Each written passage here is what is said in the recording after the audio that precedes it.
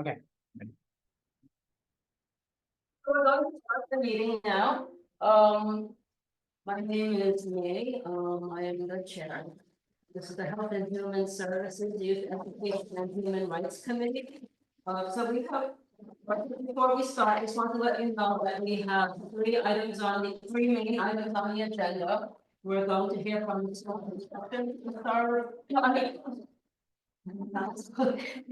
IBO, the New York City Independent Budget Office, it's their report on construction.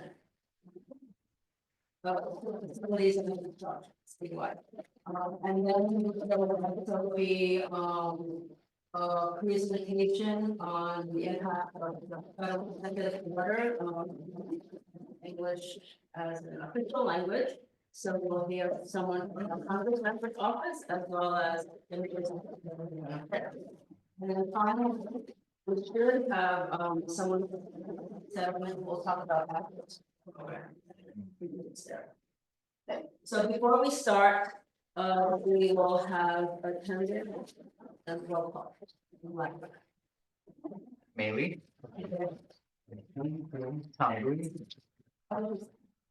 Oh. Rick Diaz. Fields. Name of the plan.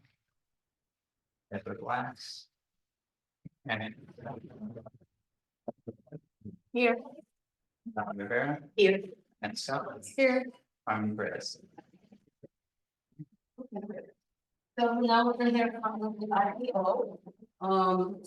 Their latest report on school facilities. There was a slideshow. You can introduce yourself. Sure. Hi everyone, my name is Caitlin O'Hagan. I'm a senior analyst at the Independent Budget Office. I'm joined by Julie Conrad, who's the assistant director of the education team at the IBO. So we're happy to answer any questions you have as we go through. Or after.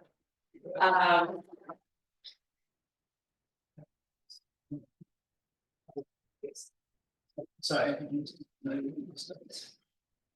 1, 2, Do you need help? It'd be easier, you want to just bring that computer. Yeah. Sorry. On the side. Sorry.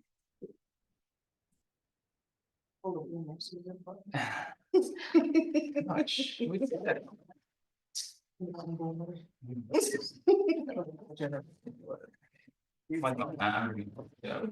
Thank you.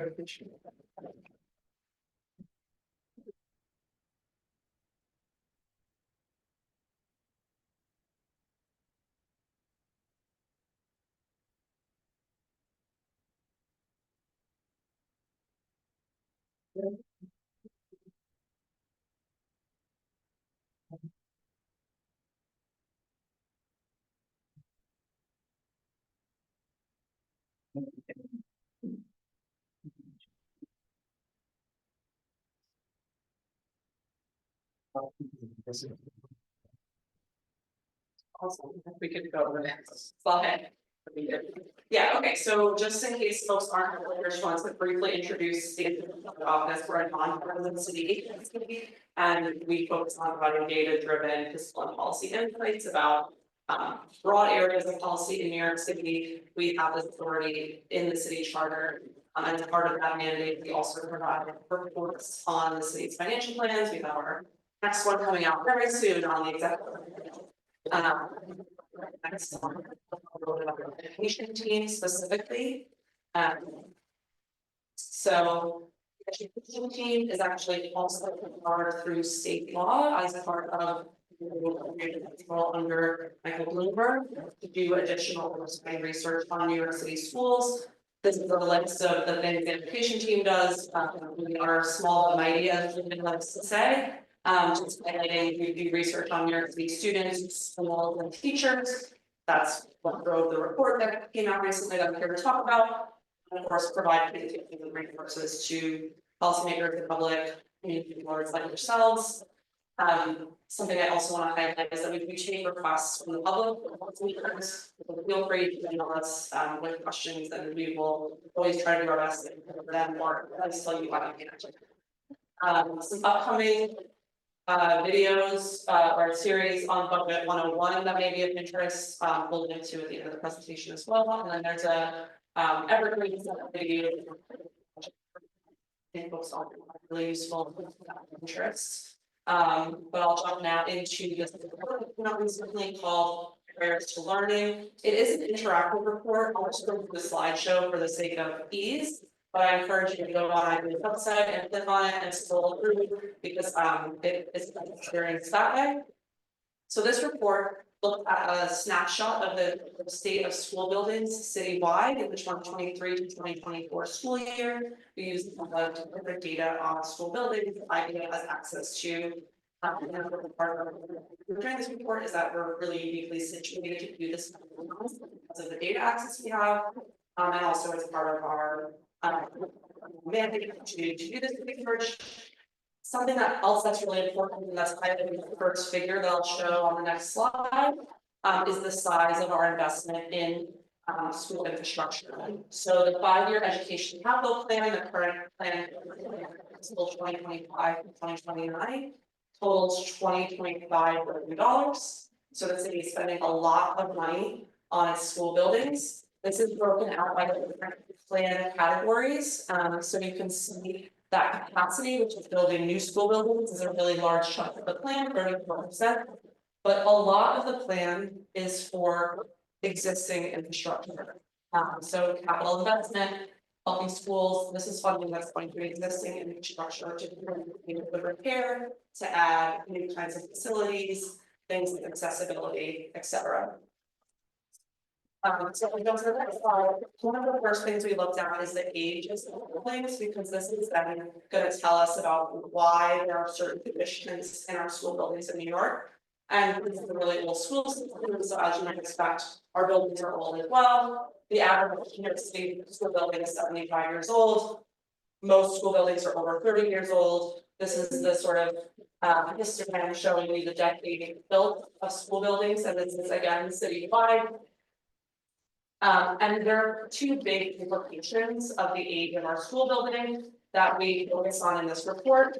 The first one is accessibility. So if you want to go to the next slide, this chart is showing you accessibility by school building based on an accessibility rating that's created by the Department of Education. So the Department of Education has something called building accessibility profiles, where they rate each building from a scale of 0 to 10 on how accessible this is someone with mobility impairments. So you get a rating of a 9 or 10, you're considered fully accessible. And you begin between 1 and 80, you're considered perfectly accessible. Although I'll note that advocates actually would call 1 and 2 functionally inaccessible, because if you're rated a 1 or 2, it means you don't even have one single accessible classroom. Buildings with a rating of 0 are not accessible at all. And then DOE is still in the process of evaluating all of its school buildings for accessibility. So there's a large number of buildings where their accessibility rating is unknown. The fact that many of these school buildings are probably not accessible, but we don't have data on it yet. So this is citywide. The report online also has it broken down by community school district. So I know you all overlap with community school districts 1 and 2. So you can see here the portion of unknown, not accessible, partially accessible, and fully accessible buildings in those 2 community school districts. I'm also going to pull out this data just for buildings in your own. The other big implication of the age of our school buildings, besides the lack of accessibility, is a lack of climate control or air conditioning. So we can go to the next slide. This is showing you by district how much space is in school buildings are complete. So in all districts, at least half of the space as you see, but it does vary a little bit. And again, you can see for community school districts 1 and 2, it's a little under 80% for CSD 1, a little under 90% for CSD 2, and I'll pull this out for the buildings in your community district specifically as well. The other thing we look at is AC by type of space. So regular classrooms, about 83% of them are air conditioned, which means it's not 100, right? It means 17% aren't. They are more likely to be air conditioned than other kinds of spaces. as you might expect, some spaces, physical education spaces are slightly less likely air conditioned. Because they are more expensive to outfit with air conditioning size.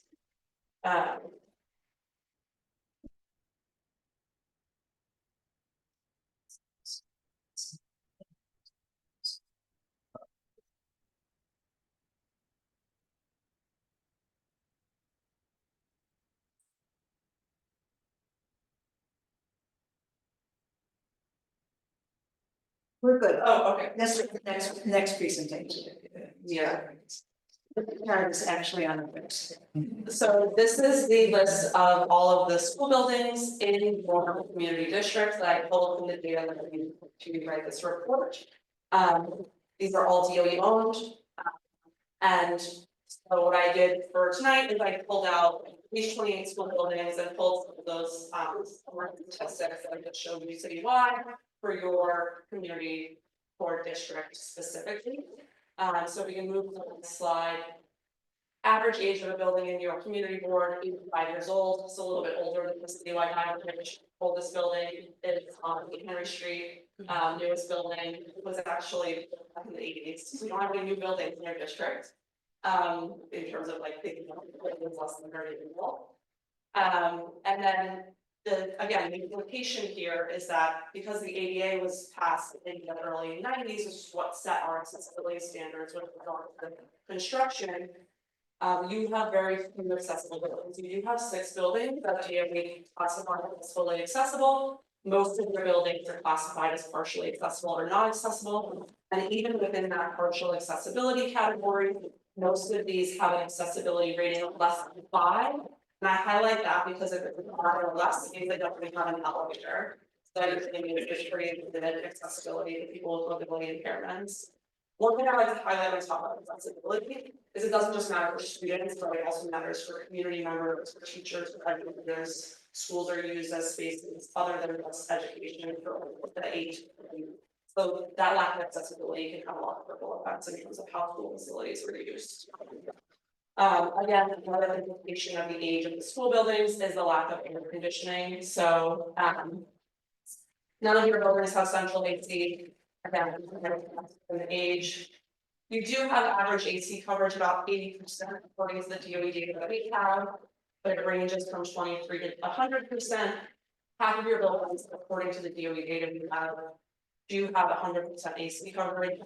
But I'm getting questions about the data source and potential discrepancies with actual lived experience in school buildings. There was some coverage about the report and the lack of AC in school buildings. I know that there can be discrepancies between the data that DOE reports and what's actually going on in schools. Yeah, Okay, so let me just remind everybody about the puts here just to make things more efficient. So you should finish your presentation, I think you're almost at the end. And then people should remember their question, and then we'll put the questions and answers. If you want to ask a question, just raise your hand, if not that many of us, and all of you will be caught. And that includes the person that is, okay? Okay, yeah. So something else that is part of the report, I just pulled out a few of the figures, the full report on the figures you can look at. Something else we looked at is specialized instruction space. And so these are the figures for your buildings in your district, but these are really on par with citywide averages. So about 90% of space in school buildings is for indoor physical education. You do have one building that, according to the data we has no indoor physical education space. 4% of the space is for arts. Again, you have one building for arts instruction, and then 2% of space is for science instruction. According to the data we have 2 buildings that are for science lab space. But this is done with the city by averages. Last thing we look at is utilization. This is something that's often discussed, especially in relation to the new class size mandate. It's not as big a problem in the buildings in your community district. On average, you have average utilization, which is DOE's measure of crowding. It's just enrollment divided by the capacity of age of the school buildings of 69%. So according to TMB, a lot of empty seats in your school buildings. But there's a variation at the building level, you do have one building that is overutilized. Yeah, so you have most of the buildings that are. At utilization or even underutilized according to DOE's definition of the problem. But you do have one building that is at about 100 million. So that means more students than us these for. And this the utilization issue drives a lot of the spending on new school construction. And so that explains some of why this district doesn't have a new building. It's because utilization is not a challenge, so it's not an area where dollars have been targeted for new construction. You don't have new construction and you have new buildings that are fully accessible, that have central AC, etc. The last couple of slides, I won't go through this, so this is just the data we use, and a lot of it is publicly available at the school building level. So if you're interested in a particular school building in your district, I just want to highlight that that is publicly available. So I'll just quickly show you on the next slide. If you go to find a school, hopefully those of you who are interested in schools in New York City are familiar with this page. You can go and see a lot of data about any specific school in New York City. And one thing that will immediately come up is this accessibility rating. But then if you click on reports, if we go to the next slide, you'll actually see some of these building level data that I'm talking about. So under facilities, you'll see the principal annual space survey. That's where I'm getting on how space in schools is used and AC. You'll get the building condition assessment survey, for annual surveys, you'll get them for any building in your district.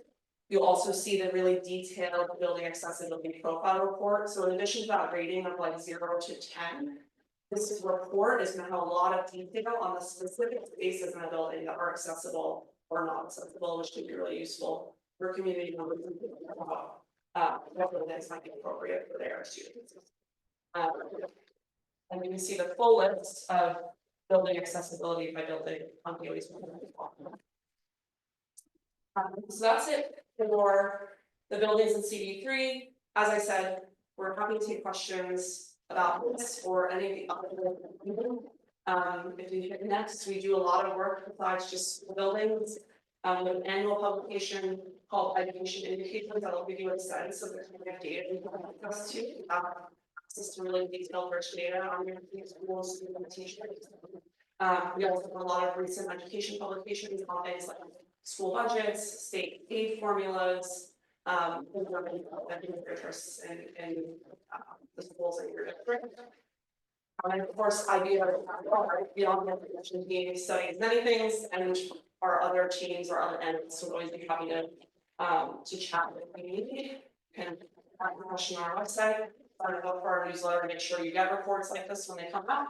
I'm gonna call you first, but I did want to ask you, would we put this on our website? So the other website. It is? We went on this morning. Oh, okay, okay, great. Okay, so Anna, first Anna, and then Eric and then Sue. So on the air conditioning piece, I know technically all, I have two questions, sorry. I know that technically all New York City, buildings are required to have 2 air filters. Is that totally separate? Is that being followed in these schools? Yeah. Yeah, that's a great question. That is separate in terms of like, we don't have data on that I'm aware of. Okay. If you go back to the slide, the find a school slide, with the reports. Yeah, here there. If you were to be on this website and scroll, there's actually a ventilation report Okay. for every school that you can click into it and look at.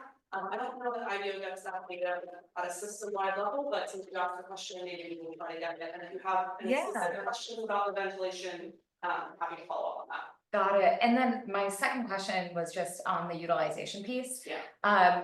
It seems very odd to me that given that no new schools are being built and the population has increased, and from everything I hear from everyone in the district, that the utilization wouldn't meet a much higher threshold. How is that possible? Yeah, I mean, I don't know off the top of my head the enrollment trends for your schools. What the utilization is telling us is based on how DOE calculates capacity in a building, you have more seats than you have students. But So we it's don't know possible- why. It's We've possible lost that you family, have, we've lost children. Mhm. That many? Yes, we've lost households with someone under 18. yeah, that's been the citywide trend that we've seen, this is actually the first school year where that's not the case, but for many years. Sort of accelerated by COVID, the city has experienced enrollment loss as we've Got it. lost students either because. Families with children have left the city or because they're not enrolling in public schools. Okay, And so then if you have less students, but the same amount of space, you're gonna have lower utilization. But if you have specific questions about utilization in any of your buildings, happy to answer them, and those data are also public. They're not easily accessible through this page, but they're on SCA's website. Eric? Hi, hello. Eric. To what extent, would you say that the Department of Education, allows you to participate in their policy decision-making process? We, I think, pride ourselves on being a nonpartisan agency, so we are not part of the policy making process. We are here to do independent analysis that we then hope folks like you can use as part of the policy making process. Understood. Yes, it does, because then my next follow-up to that would be, to what extent do they acknowledge or respect or your data gathering? I mean, have you found it to be effective in certain policies that have been made and decision makings that, does DOA come back and as per IBO's findings, this is now, we're updating our calculations. Because at least the limited I understand is that DOA makes decisions on this opaque process and formula, almost similar to how we pay our taxes, right? It's decided, but never really explained how you arrived at that percentage. And so obviously this district is fighting constantly for how do we make the point to allow us a space that we've been advocating on record to build a school for. And then a little bit to already Anna's point, it's just so full circle. To what degree, to what extent does DOE acknowledge what the work that you do? Yeah, so I would say that we do work closely with DOE in terms of the data that we use is mostly administrative data that DOE is collecting. And we get it directly from them, we have a memorandum of understanding, that's how we get the data. We always share our reports with them in advance of publication to make sure we're not misinterpreting any of it. I think what you're talking about is, do we see policy change in response to the research we do? As researchers, that is our goal, that is the ideal, and we certainly hope to see that. I'll say with this report specifically, like I said, we got that coverage in Chalky, and there was a great line that I was really pleased about that said DOE did not dispute IBO's findings. So I think, there's some validation that the analysis of the data that I had at least is correct. And certainly over time, we would hope that this does inform policymaking, but yeah. And did I get it right that you are a nonprofit city agency? Yeah, so we are like a city agency funded by a city tax levy, but we are a non-mayoral agency. Right. We don't answer to the mayor, we don't answer to the city council, we pride ourselves on our independence. Because you're the closest entity I've heard that almost seems like they can be of some influence or advocacy for groups and communities to DOE. So that's why I asked the question. Yeah, no, we would love to be a source of information for folks like you all doing that advocacy work. So whatever data you need, whatever statistics, whatever research you need to help inform your advocacy work, if IBO can help, we want to be that resource. That's my whole question. Yeah, one more. Is what would you recommend from whatever, if you can, of Yeah. another next step agency to be of influence or So IBO very specifically doesn't make recommendations. What I can tell you is that there is a process for, in terms of school buildings specifically, there is a process for you to engage with SCA to push your local elected officials to advocate for either funding for your specific school buildings or more funding for citywide categories where you feel like there needs to be more investment. So for example, if you all felt like accessibility is a big priority, and we want to see investments in our school buildings to make them more accessible. There's like a two-pronged approach you could take where you could say, we need more funding for this in the capital plan overall, and some of that funding needs to go to our buildings. That's, I think, up for you to take the analysis and research we do and work with the. officials? So I would work with your elected officials, the city council approves the budget, that's a really important part of their role. And then Correct. also directly with SCA and DOE. All right, thank you, Caitlin. Thank you. Yeah, Appreciate no it. worries. Susan, and after that, Andromeda. Okay, thank you. I'm gonna ask for a few minutes to, this is wonderful and you have no idea how timely this is. And I'm gonna ask for just a few minutes to put this in context for the world. We have had one site in the Essex Crossing development that was put aside for the school for 5 years, that expired in 2023. However, it is under HPD jurisdiction. They are happy to hold us, they're sympathetic to our need for a school. And, you know, besides having a school from 1890s, we have several from 1900, 1904, we have really old schools. So we have been in touch, you know, about keeping this space for school. All of our elected officials do support a new school. It's not, I don't think we're looking for funding to upgrade these schools from 1900. What we want is a new school. And we have the site for it. All the elected officials support it. Our school construction says, no, you have empty seats. Therefore, you need to use these schools from 1890 something. So if you might have noticed from the newspaper in the last day or two, Randy Maestro has found out that we have this space. And has decided that instead of putting housing on Elizabeth Street Garden, he should move that to our school site. He is now pitting schools against affordable senior housing, which would mean we'd have to go through a whole ULURP and no housing would be built for God knows how many years. So it is really, really important that we again start our advocacy and our work and very much use this information that you're providing us. I think on why we need that school. We'll take all the affordable housing that we can get, but we need a school too. You answered a lot of my questions, but so now it's DOE's goal to get 100% accessibility, and is that realistic? They have very explicitly acknowledged that they cannot get to 100% accessibility, given the age of school buildings in New York City. There are just certain buildings that they cannot make fully accessible, either because they're landmarked or because they are like surrounded on all sides, and so there's no feasible way for them to get an elevator in there, or just other site conditions that would mean in order to make the building fully accessible, they'd have to like do a full demolition and ground up rebuild, which would obviously be incredibly expensive. I believe they think they can get to somewhere in the like 70 to 80% accessibility range.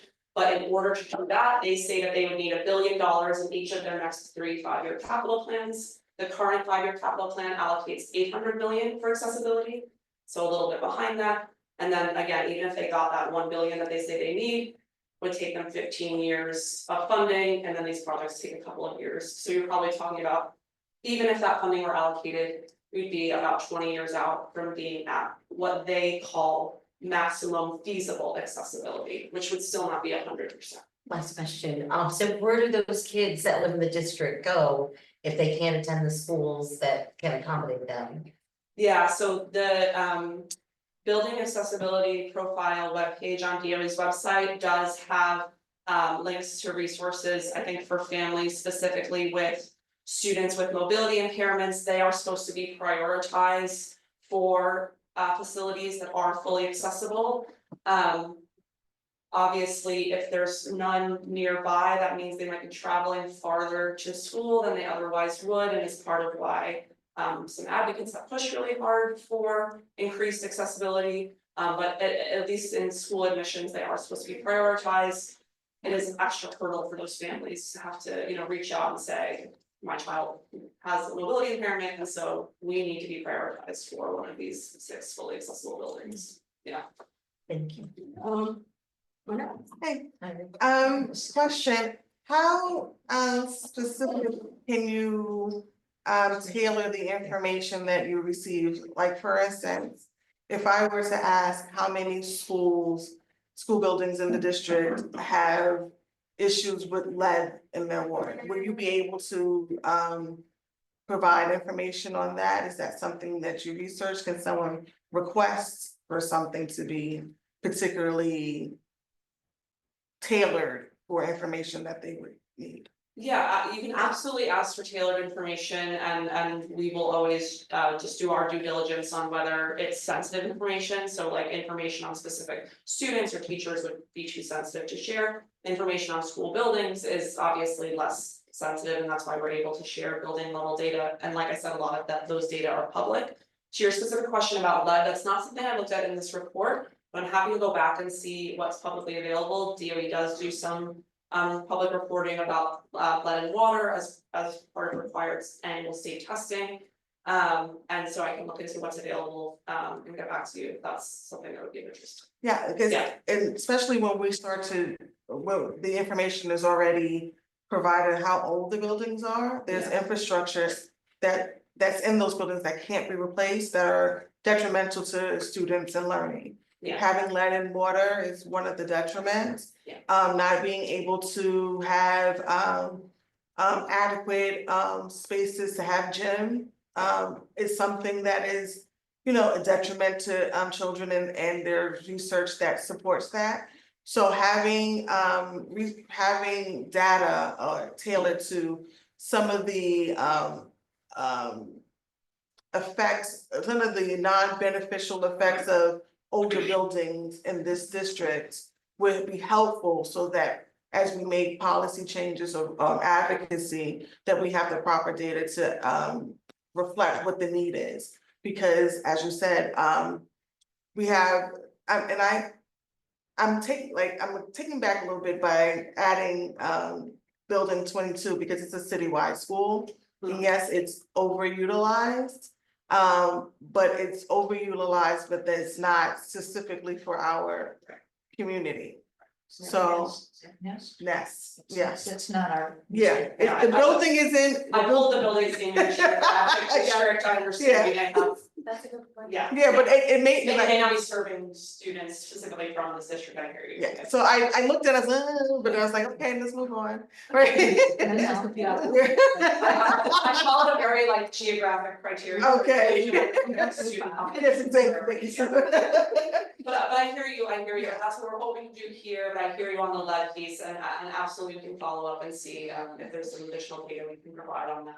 I will say that DOE does do annual Mhm. testing of the water. They're supposed to turn off any faucets that do test positive for a high level of lead, and there is funding that's part of the capital plan in that mandated program category that goes to remediation of lead, of asbestos, of other, you know, harmful chemicals that may be present in older school buildings that need to be remediated.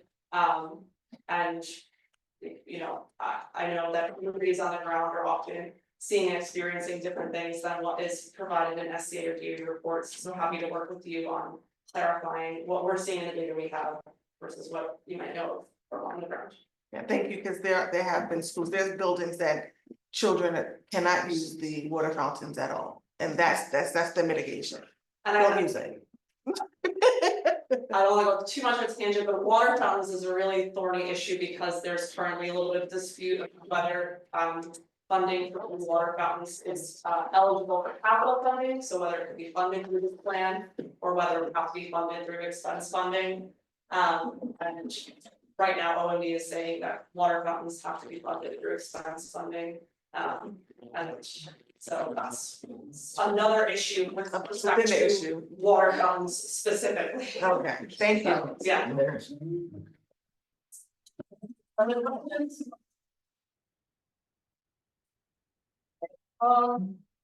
Thank you, and I think as I just wanna just sort of emphasize what Susan is saying, this is like so timely, when I saw your report, like, oh my god, I call them up and see them come. Absolutely. Cause and the fact that this thing is happening right now with this Randy Mastro thing, I mean, if there was, look guys, just remember that if if they're gonna build the housing on Elizabeth Street Garden, there will be senior low-income housing and coming online in kind of a fairly reasonable amount of time. If school construction authority would authorize the school, we have a school. Yeah. And then at Elizabeth Street Garden, I think there's also supposed to be some public space or garden left, right? There So will we be. have all three things. Yep. But we do have to, I think, strengthen our advocacy for the school, which we always talk about it, but we feel. Yeah, we can't comment on what's gonna happen in season two, but we Right. certainly can advocate for what we need. Yeah, what we need is this, and we have land set aside for it, and it's gonna. Yeah, the land is there. That's right. Those, very lot of things. Just to let you know, what was it, a few, like a week or two ago, I think that they were trying to get signatures to make that. Getting people to sign to make, they want to request to make a dog park. In our school site, Yeah, there was people in front, like, for the for the whole block, and they were getting people to sign to request to do a dog park. so the council member actually is going to make an announcement about a new dog park that's coming online in the area. So then they will stop that, but the It's Elizabeth, not that site. but the Elizabeth, I don't know if you guys know, but the Elizabeth Park or that garden was private. They just, But, Oh, yeah, we know that. but we can't comment on CB. cause that's CB2, right? Yeah, but we know the story of that one, but we're. Yeah, so yeah, yeah. those people were getting signatures supposedly to request that, that was a few days ago, and they were on the news, there was a lot of. It was part of the ULA. So the putting it aside for the school, I mean, it's expired, but it's part of the ULA, but certainly would have to come back to the community. Yeah. And so, Um, thank you so much for completing our time. Thank you. Okay, so, you're welcome to stay, you're free to go. If there's ever another report, we're always happy to check back. Thank you. That's Please do, good. I'll follow up anytime. Yes, I suspect there'll be follow-ups to this. You just maybe since Robin is on, just let me know the order of the, Oh, they were now. what? He's not. No, I know that. I'm saying maybe just announce it since Robin from Congressman Goldman's office is on, and just let him know we have another agenda item that he will. Okay, so we're ready to talk about the. Okay, it's the same agenda. So, so our next agenda item will be the impacts of the executive order, presidential executive order about English being the official language. We have two speakers with us today. There's Robin Chung from Dan Goldman's office. And there is also Ken Lowe from the English Office of Immigrant Affairs. So Ken is here with us in the room, and Robin is so on the Zoom meeting with us virtually. Robin? Amazing. Thank you so much. Really appreciate it. Can you hear me okay? Yeah. You have a camera? Unfortunately, I'm calling from outside our building right now and I don't have a camera. You wanna go inside, or you need to go inside first? I'm so sorry. I can't make that happen, but I'm more than happy to talk from right here. Okay, so, since you're kind of not in a very comfortable space, it seems, we'll let you talk first, okay? Okay, so the way it will work is that you, can give your talk and presentation, give your entire presentation. If there, after that, we'll have. Can you stay on after the presentation? Yeah, I'm more than happy to stay on for a couple extra So we have minutes, just two take any speakers, questions. So ideally, it would be Yep. you first, and then Ken Lowe from Moya, and then we'll have questions and answers after that, and it could be for either of you. But if you have to sign off right after your presentation, then we'll have questions and answers for you right after your presentation. Which way do, I can stay on. We also have Wesley from our team who, if I need to jump, Wesley from our team is also on the call and can answer any questions after the two presentations. Yeah, we just promoted him. Great, Okay, thank you good. very much. We'll do it that way, you first, and then Ken Lowe, and then questions and answers, about the presentations. Great. Okay, right. Okay, All right, thanks very much. And again, I apologize for the technical difficulties here. I understand, first off, thank you very much for letting me join Community Board 3 here. Obviously, as you all know, back in March, President Trump issued an executive order declaring English the primary language of the United States. And in that executive order rescinded Johnson's or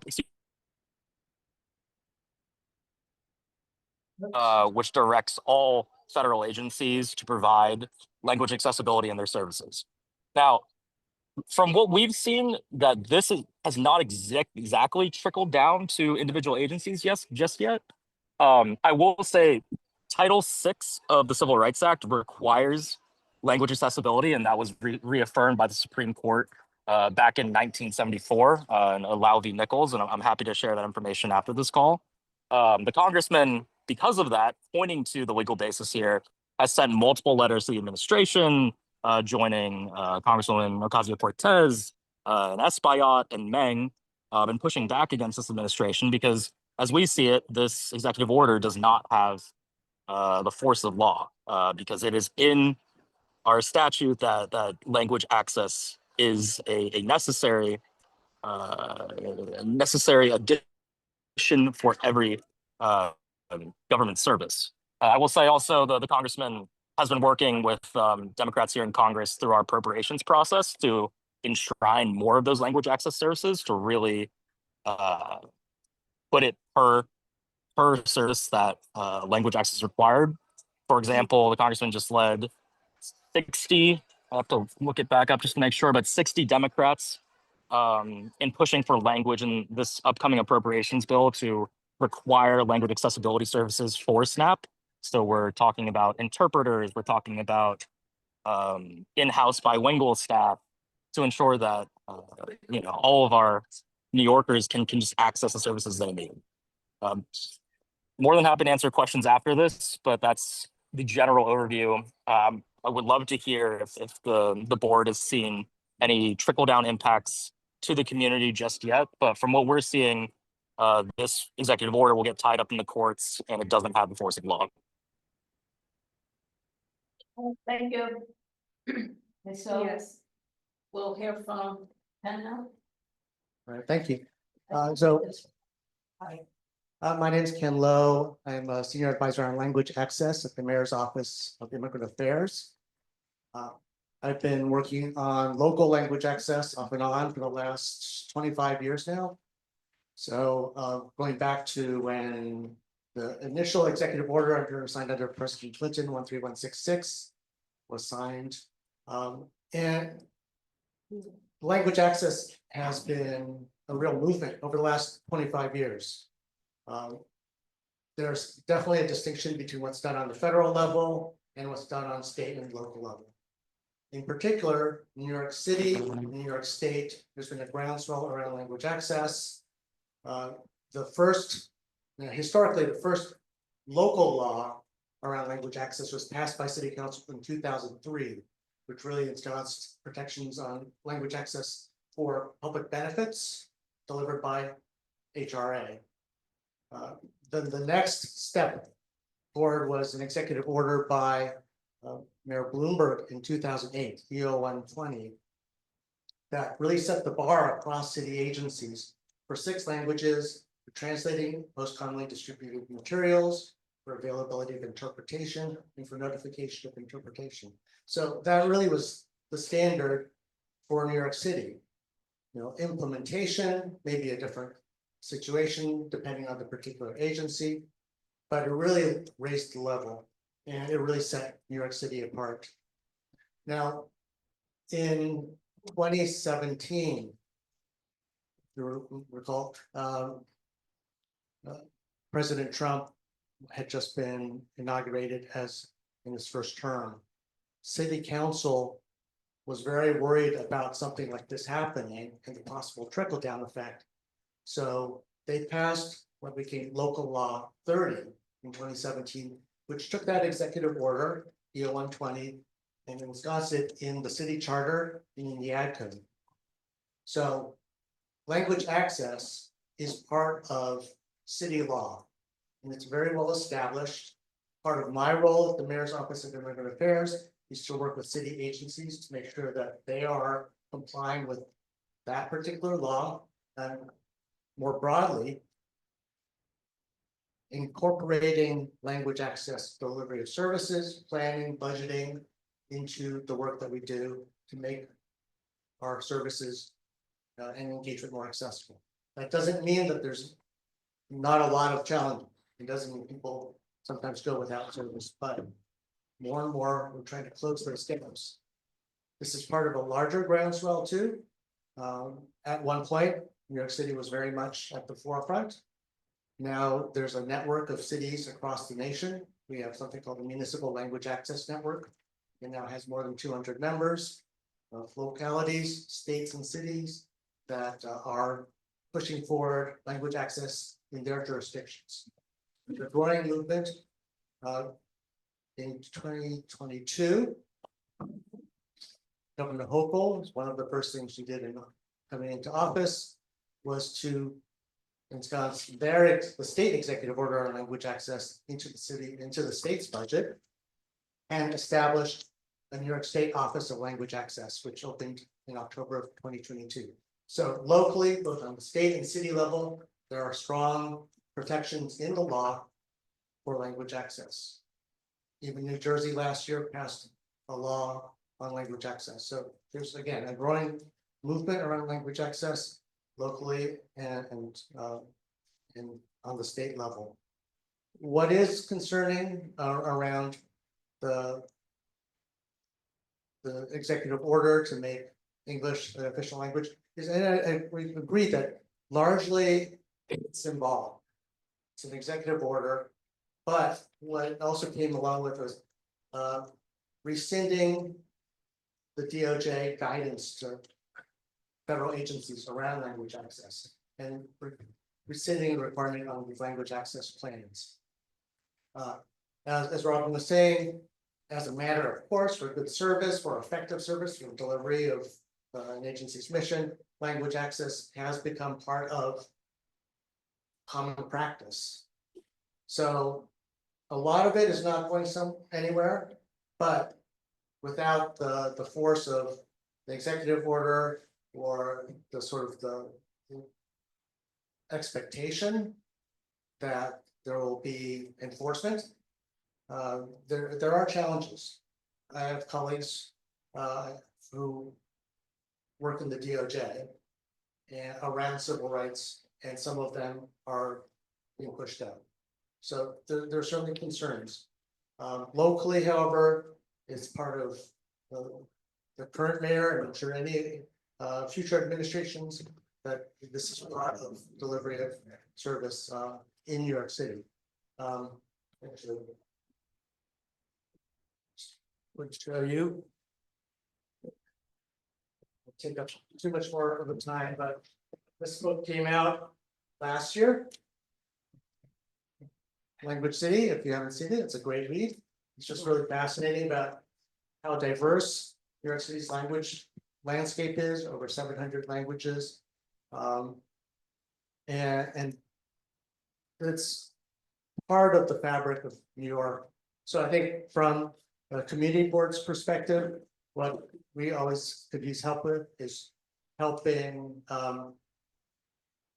There's sometimes this is language access is afterthought. Sometimes folks don't know it's their right in New York City to get their services in their language, or the right to make a complaint if they don't get their services. So that's something that we appreciate your help with. I brought some materials which I'll leave with you.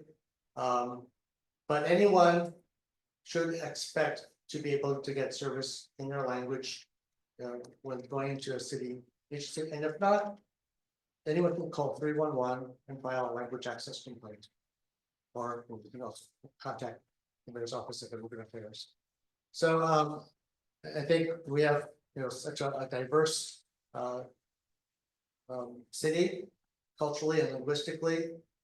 We want to make language access a priority across any level of government, and so figuring out how to do that, including supporting community boards on that front where possible, one of our sister agencies for offices to the Civic Engagement Commission. That's part of their charter. Yeah.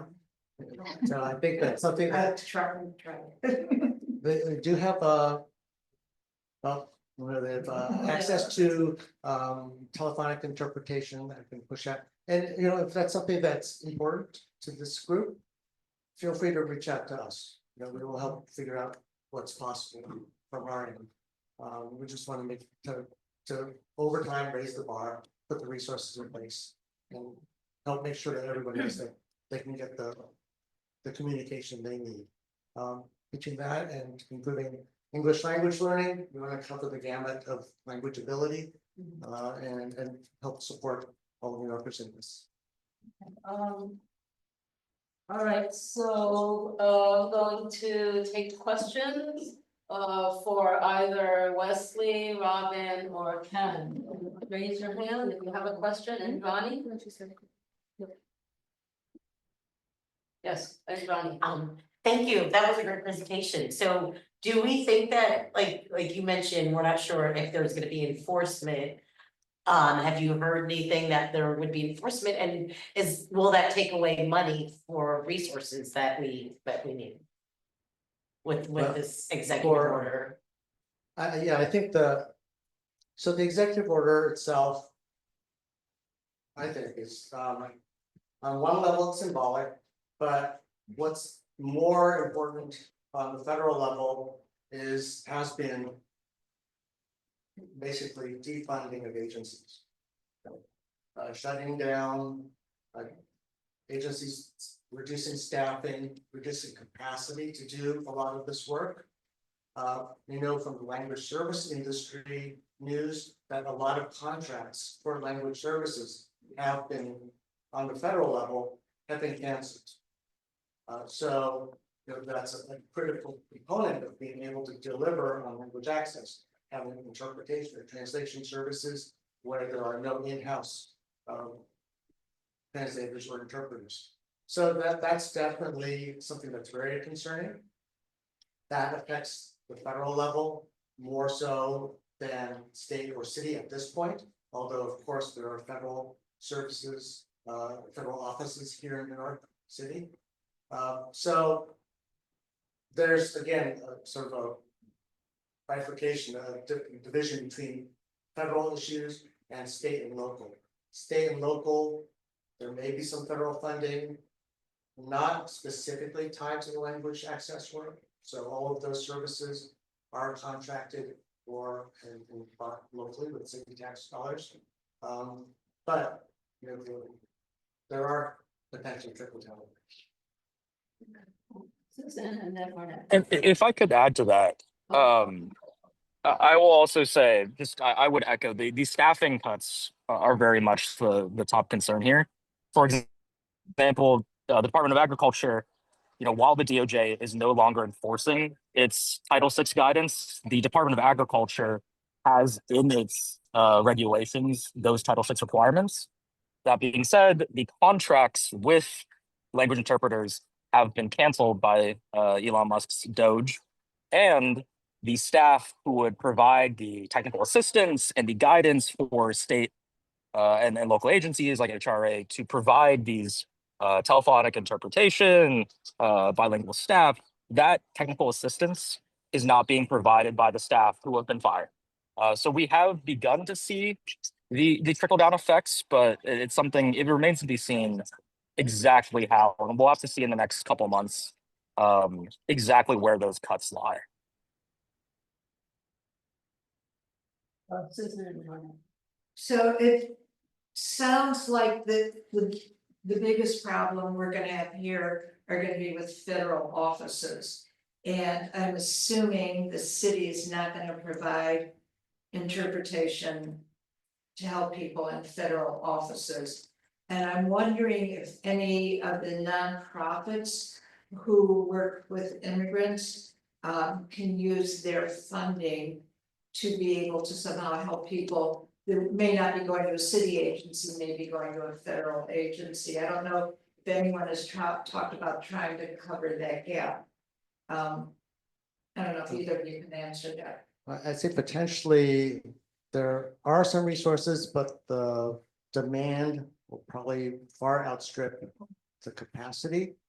Actually, May and I saw each other at the launch of a community interpreter bank project that CEOs are launching I now. forwarded it to everyone. Uh, I saw them. and, but that's just getting started. There's not a broad, consistent infrastructure for CPO-led interpretation. I think some CPOs serving immigrant communities even have challenges meeting their own language needs at times. There are other groups, actually, the last time I was in this building was for meeting a new language justice collaborative, WAVE. They were meeting upstairs. But the obligation has been sort of passed to the individual to bring someone with them. That will always be a possibility, but like on the federal level, sort of the support and willingness to support has been severely hampered. So I just want to also add, because you mentioned the civic engagement. There is a network of the 59 community board offices in New York City. And probably the biggest issue everybody has is language access. We've been trying to work with civic engagement there, try to be helpful, but they don't have funding. The city, even though we are city agencies, the city does not give any community board funding or help in any way. So we're starting off by lacking. I need interpretation next week, and where do we go? I was actually gonna call CAU to see if I could get help, but I'm not very hopeful. So I just wanted to put it out there that we're already dealing with issues. I think, I've seen it from the other side, have requests come to our office, where we don't have, unfortunately, the capacity to support, but I think that is something that that perhaps council can address. Like, I think city council has been doing a good job over time, expanding their own ability to support central interpretation of their central events, and also starting to support their council members' offices. I think part of our interest at Moya is to grow that network, grow the capacity, and also on a workforce development perspective, grow opportunities for linguists across the city. But it is a slow process. Just one more thing I'll add. So when we had all the migrants lining up outside St. Bridget's and we were having meetings with emergency management, we were able to reach out and get groups that would volunteer, but they couldn't be used because the city only deals with certified people. And that was a very frustrating situation.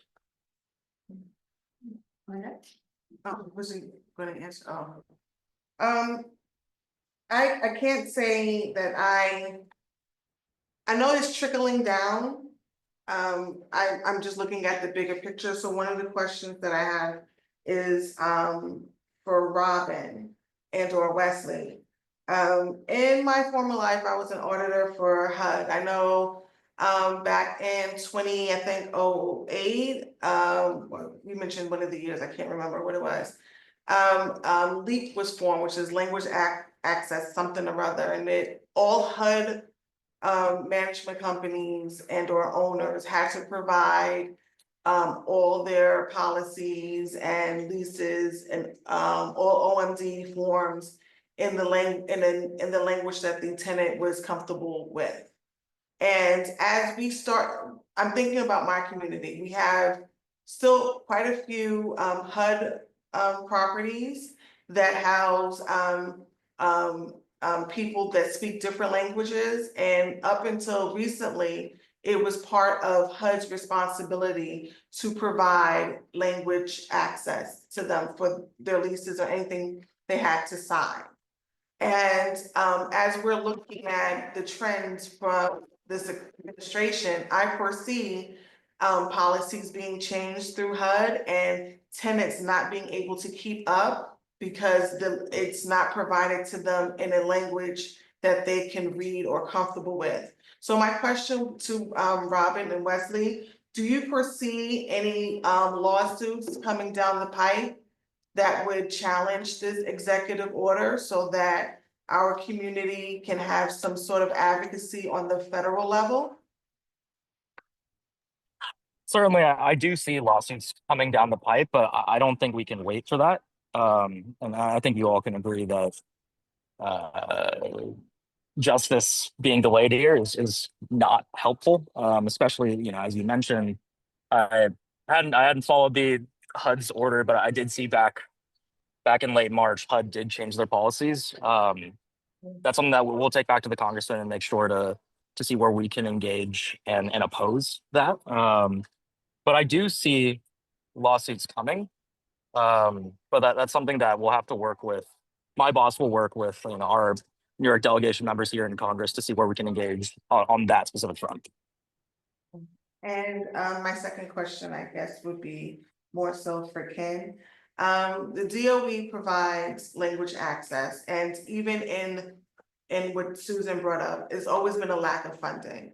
I can't remember the office, but they came and spoke to the CC, and it's basically an office manned by maybe 3 people for the all 5 boroughs. And they're charged with translating information for parents and or students when needed. And so as we look to see how the city now can manage things like what Robin said, we can't wait for lawsuits. As we start to see all these changes, how do you suggest that we can go by advocating for changes in policies that, like Susan said, that it has to be someone certified? As we already know, there's no funding, and there are people that are willing to volunteer. How do you best see that we can advocate for some sort of policy change in which, even if it's temporary for the next 10 years or so, having persons that are not certified be eligible to come and help our community members that need help in translation? I'll say first, our role at the mayor's office around language access in the local authority applies to specific agencies. The Department of Education is under a separate chancellor's order around language access. They do have a really sizable translation unit covering 9 languages. They have roughly 50 linguists in-house translating materials from the central administration. The challenge comes to bringing it down to the 1,700 individual schools, where every school has technically its own language access coordinator, typically the parent coordinator, and a particular budget. But making that available in terms of getting, say, interpreters to parent-teacher conferences or to school events is more upon that particular office. So the issue around there being a unit of only 3 people, I'm not quite sure what that unit is. I do know that the schools continue to get pressured on language access issues, and just with a lot of what moves the DOE forward, just to be frank, are settlements to lawsuits. And I know that there's even things underway to expand language access currently. The challenge is the diversity of schools, trying to match the right language resources to the right schools at the right time.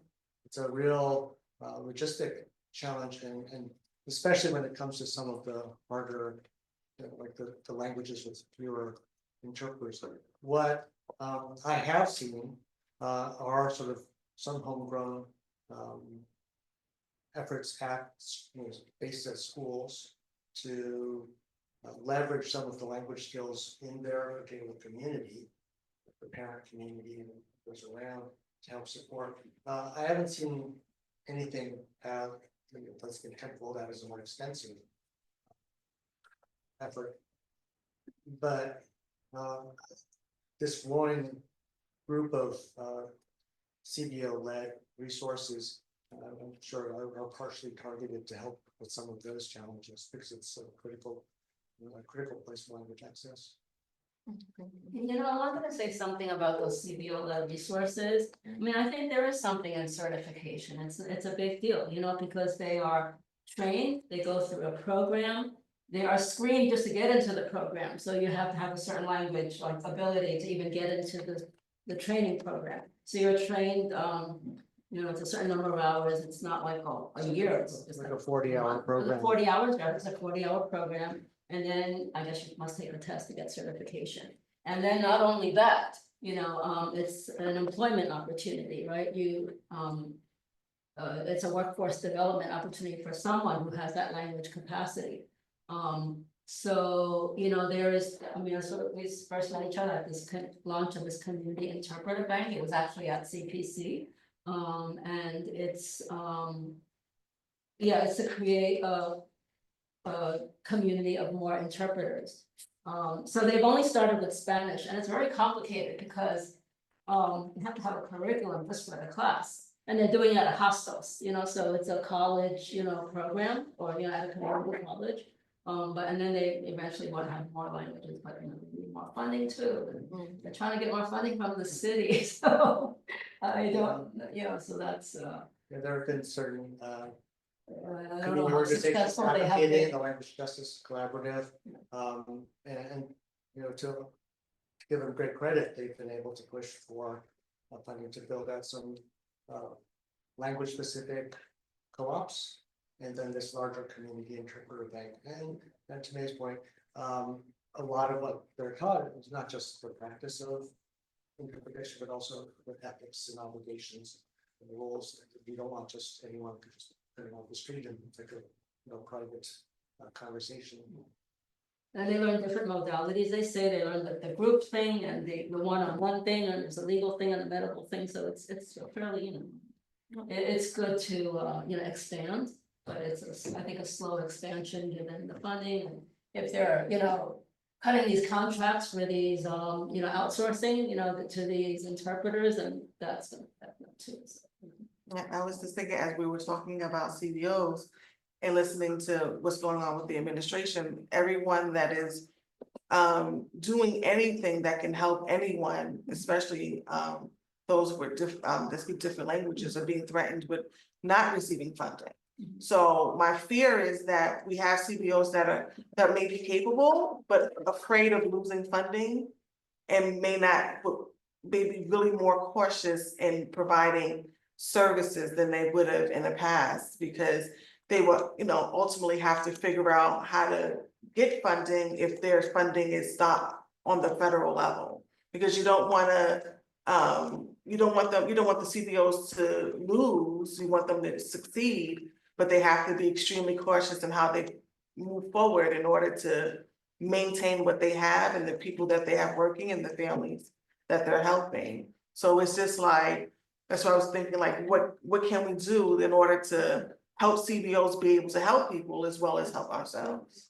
Have CBO said that they're gonna lose funding? Have we heard CBO say that they're going to lose funding? I mean, the Or have been threatened with funding? absolutely, the administration has threatened CBOs that did anything with migrants to lose their funding on the federal level. He's absolutely Well, that- threatened a lot of people. Yeah, And so, I yeah, agree, I think that's a huge issue.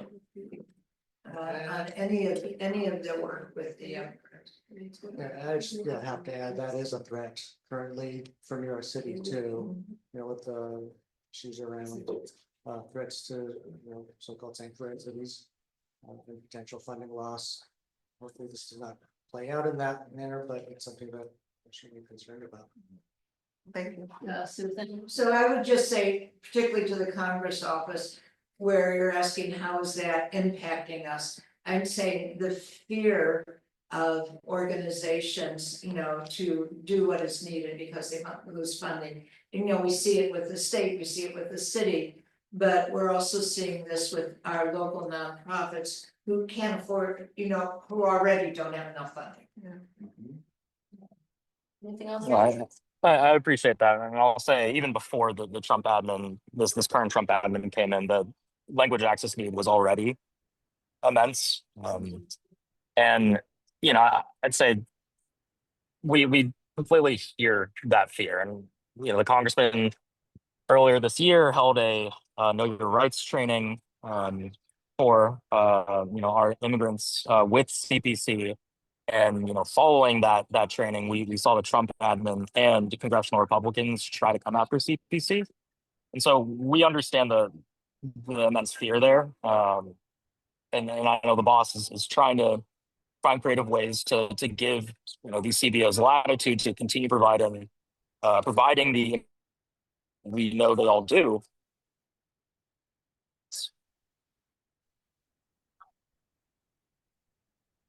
Arnett, I'm sorry, Robin. Arnett is a nice name. I'll go anything better than Robin. I have a question. Is there any way that this, like, anyone can hold these CBOs accountable or see what they're doing with these fundings? Are we, like, how are we this money being used for people in our community? And if so, how many in our community, or how many people they serve, or there's no way to keep track of how this money is being allocated? I think we're talking about CBOs being threatened. In our community, being threatened because they're helping the migrants or the immigrants, right? Do we know your rights? No, I know, but if, like, let's say does that have a, like, let's say if they're helping as many people as possible, do they do that? Do they, does the city come to check one by one to see who are they? So how do they know that they're helping, you know, these people specifically, or it's just No, people the that? federal government is threatening, Federal what happened, government. yeah. So. So it's like a threat to everyone, it's not only. Well, there's one very well-known threat, and he mentioned with Yeah, I CBC, know so that. with that event that CB3 co-sponsored, you know. So when an organization advertises, we're doing know your rights. The federal government is, they're spending all their time looking up this. So it's not specifically language access, it's more of immigrant, yeah, we're off the topic maybe. But know your rights stuff often is in another language, but we're talking more about know your rights right now.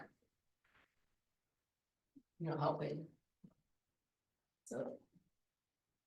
Okay, anything else? All right, so. There's nobody online. Any? Okay, so it looks like we don't have any other questions, so that'll be the end of this agenda item. Thank you, Wesley and Robin, for joining us today. And thank you, Ken, for joining us today as well. It was very helpful and insightful. And depressing. We have a lot to do. Yeah, a lot to do together, and so I appreciate the opportunity. We'll leave some materials here and that our office is translating into some other languages around for immigrant communities, including an I Speak card that you can pass out. Actually, it's we have it in multiple languages, but this is one in Spanish, Spanish on one side, English on another. Any of the constituents can take it to any city agency, and that's just a tool to help city staff know that this is the person's language, and we're gonna provide the services in that language. Can I ask one question? It's a selfish question. So if we need, like, I know your office can't help in interpretation, but like, I need help right now with some West African languages. Would your office be able to refer me possibly to a nonprofit that might be able to help? Yeah, we can certainly try to connect you to some possibilities, or at least give you a list of organizations. Yeah, no, it's not selfish, it's for the community. Well, Yeah. but it's asking for my needs for helping the community. Okay, thank you. You know, I also just want to quickly say thank you all very much, and also we also appreciate the opportunity to come and speak. I'll just say our door is always open. You know, we know this is a constantly evolving climate that we're in. So you have our office's contact information, and for any problems that you all are seeing, please let us know, and we'll try to find a way to address, to elevate, and to find solutions here, because we're all in this together. And it's going to be a very long next couple thousand days. So thank you all very much.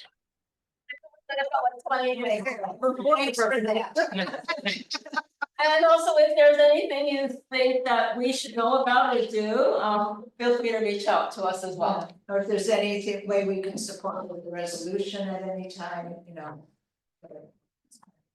Thank you. We'll take everything. Thank you so much. Okay, our Grand Street settlement is not here.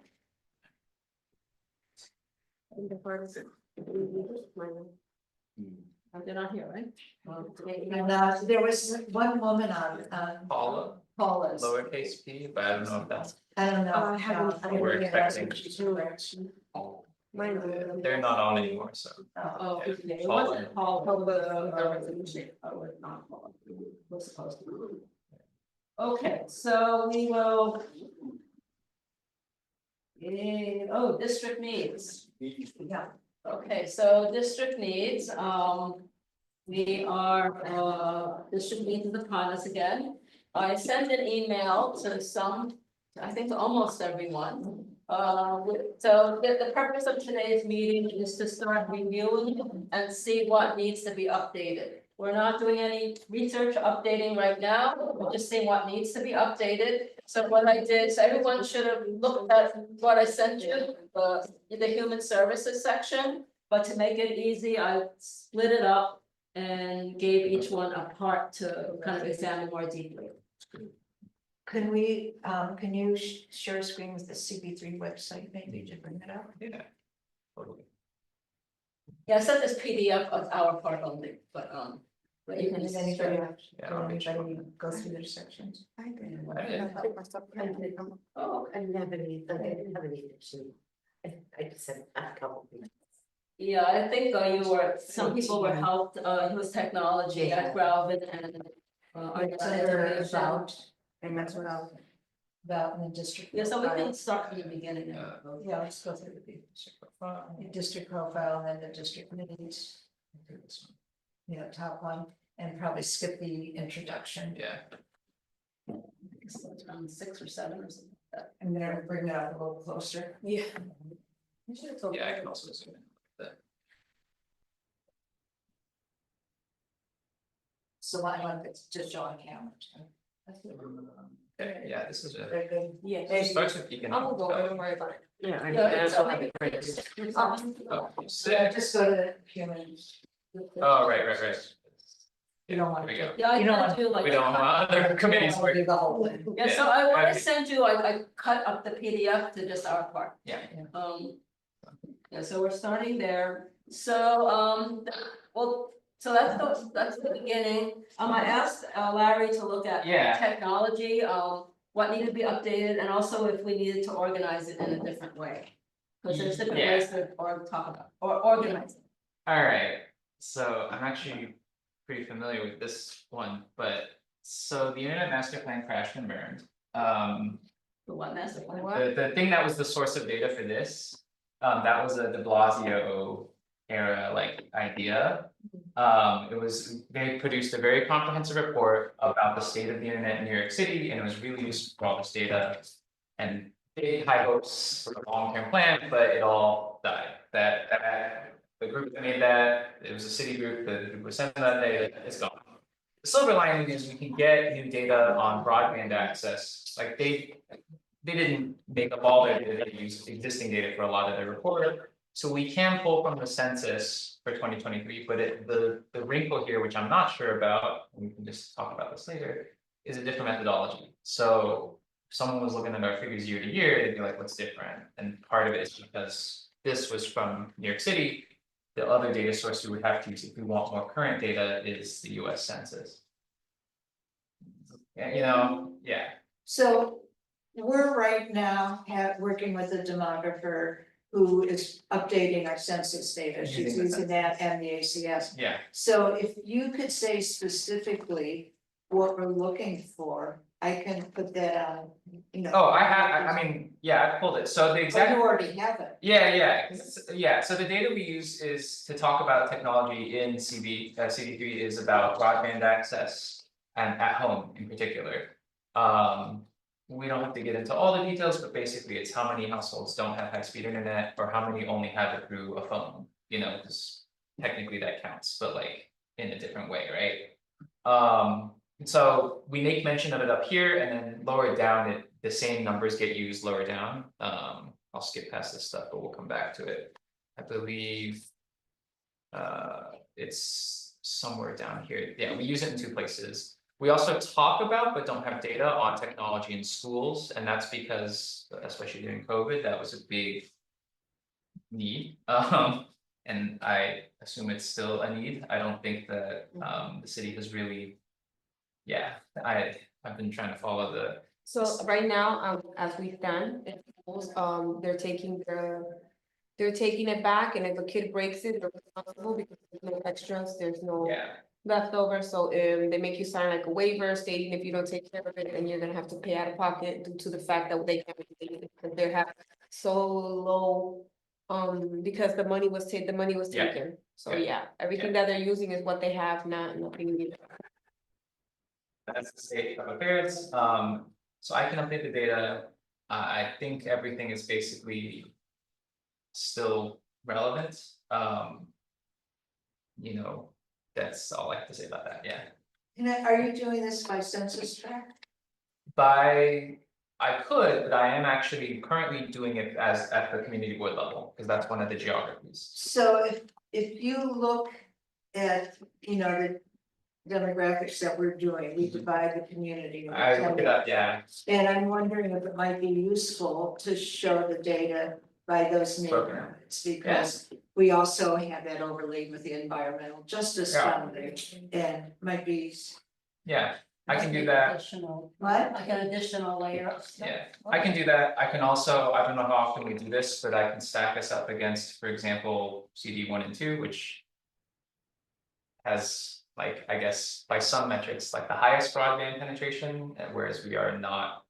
We're like one of the lowest in terms of broadband in Manhattan, in terms of broadband penetration. Yeah, their median income is literally 100,000 more. than It's also us. where the stock exchange used to be, and like, there's all sorts of reasons why they have like high speed internet, But yeah. I don't Yeah. really think it would be a good idea. for Yeah, us, so, Pointing that. but computer. that data's all available, and we can keep it in the district needs, I think it merits inclusion. Yeah, that's fun. Yeah. I was gonna say, if you could like even give me that data besides putting it in here, give it to me by those 10 neighborhoods. Yeah, I can send it to the demographer and put it on one of, as an overlay on one of the Yeah. maps. I can also just send them the census variable code, because if they're already within the census, it's just a little code that they need to put in to pull that That data, would be great. yeah.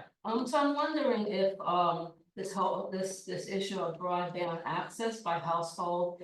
Mhm. Is that something that is more an introduction to the whole district needs statement or in the human services section?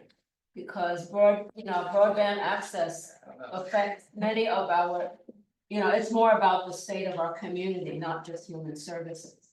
And broadband is now like a utility, it's like having a telephone. But I also, so the city has changed from this internet master plan vision to Big Apple Connect, where they're just throwing money at ISPs. Like, that's their current method of solving the issue, Throwing money at what? ISPs, like Internet Comcast. service providers. No, yeah.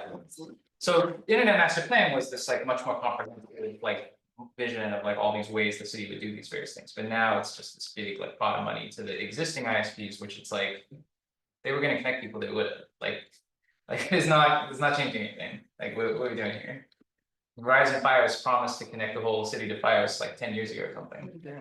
So is that an unmet need that may say maybe we could put as a paragraph in the introduction for the whole community?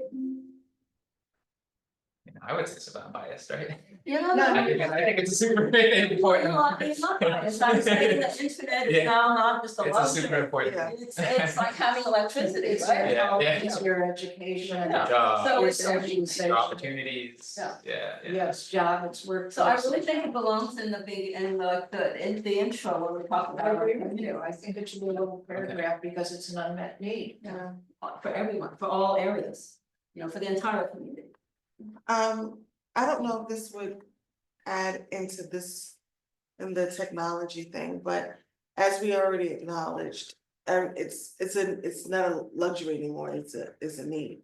And as we move towards more people getting services through an app, Mhm. is there, should we put a need for like, older adults to have education on technology and or devices? Because 9 times out of 10, when you look, when an older adult needs to get something, they, even with the social security, what this administration is doing, they're moving everything electronic and it's leaving people at a disadvantage and not getting services because they don't know how to operate a app on a phone or a computer. I'm not sure that's an unmet need, I think a Unmet lot need. of organizations, I think it's very important, but I think a lot of organizations Are doing that, okay.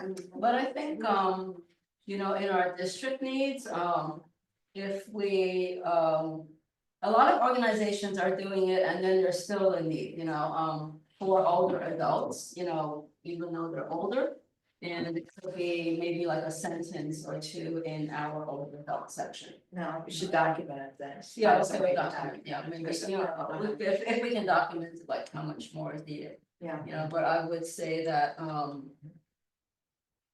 you know, I mean, I hear from CBOs that, you know, there are some older adults who, you know, who are pretty savvy with, you know, they go to the CBO and ask for the, what's the Wi-Fi password, because I can use free internet, but, and then some are just like not at But all. why? Is Huh? it because, but why aren't they able? Is it because they're intimidated or is it because there's no education? No, I mean, I think education starts, it starts with education, you know, so. And they don't, that's what I'm trying to say, are we saying that there's not funding available for them to get the education? You know, maybe it's actually our access to the devices, I don't know, so we can find out. Yeah, So, I mean, to add to, just to add a little bit to that, sometimes it's about having outdated computers and outdated equipment, because I sat on the phone and completed someone's application. Actually on Zoom, because their computer couldn't handle the change in the website for them to try to access services.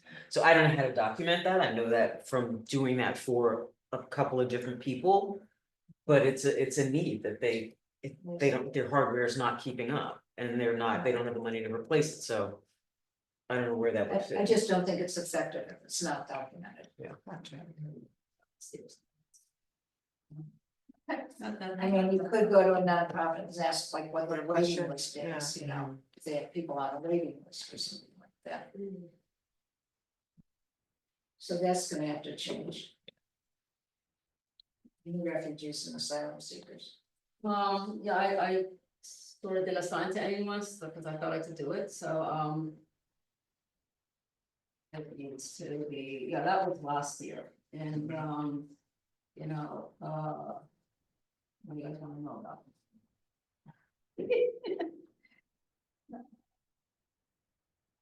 What is it? Yeah, so it needs to be updated, you know, the part about, you know, how many people are there more people coming in, where have they been since then? Because the guys that are out of the shelters, you know, some have, you know, left the country, you know. Some, and with the, I don't know how to document, but, What? yeah, huh? I said it to Mary. Yeah, oh, no, I said I would, I talked to myself, I would, I could. The micro? On the, So we have 15, we have 15 parents that are leaving and they have deportation on them, but they're leaving before. Yeah, so there's a lot of immigration, like legal service needs, you know. Yeah, but a lot of our parents that came through there and are leaving on their own will because they have deportations and they're just scared that they had these kids They're here. self-deporting. They're So they're self-deporting leaving, just so that they and can then- take their right. kids and their kids will be taken away from them. So Yeah. we had 15 families last week that left. Yeah, so there is that, I mean, I think this was something. homeless. I mean, it's not homeless. Are schools It's keeping bad, yeah. statistics on those? We're trying, it's just so.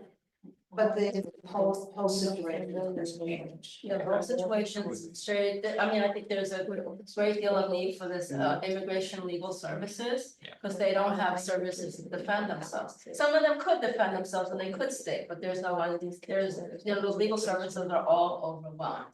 You know, Documents. yeah, so that we could document, Shelters. yeah, right, shelters have closed, the Roosevelt Hotel has closed. So people don't have a place to go to, I just heard today that, Action NYC, which provides a lot of funding to nonprofits to. Sometimes it's legal service, sometimes it's just like navigating the system. A lot of groups did not hear about whether or not they're gonna be refunded. They don't think they will be. So that's another thing, I don't know, and this thing about asylum seekers can apply for work authorization to remain here. They don't have that many other places to go to there, I volunteer at the Educational Alliance, with their monthly clinic. They were supposed to have one in April and they just sent clients from the city, from their asylum seeker operations office. And the city couldn't send them any clients. I'm not sure why. Is it because they're not ones applying or the city is not functioning? So I asked someone else, is the asylum seeker office still in operation? And someone told me, oh, they're fully funded. They have lots of staff. So yeah, so there's just. I don't know what to make of that. Yeah, I don't know what to make of it, but I don't know what's They're in happening. hiding, they don't wanna say that they're Yeah. here, there's a Yeah, lot of. that could be it. They're just people Yeah. aren't. I mean, I wouldn't apply to anything if I was them, like that's what they said, like, oh, we wanna work, but we're not gonna apply to anything, 'cause then they're gonna know where we are, how we're doing. Yeah, right. And pay taxes too, when there's nothing. And then there's this whole thing about registration, which is, that's if you. So if you have a green card or work authorization, you are registered, they know about you. So they want you, if you're undocumented, to register with DHS, with the Department of Homeland Security. Go on and register yourself. If you do register, you're done. If you don't register, you're also Yeah. done, it's. Yeah. So this is all federal stuff that's affecting our community, Yeah. and those are the changes. You know how. And then you see it in the numbers of people leaving and saying, I don't wanna do this, I don't wanna do that, Remember how, I think Deborah and Eric might remember this. We used to have in the district needs in this section, like little sidebars and Call out. where we would tell an actual story to Yeah. illustrate it. I wonder if it might be good to just take a story from the family like you're talking about and, do that as like a sidebar. I think it might be incredibly effective. It's looking back, like. Definitely, I'll ask the families if, some of them left already, but I'll ask one that still here. That would be good.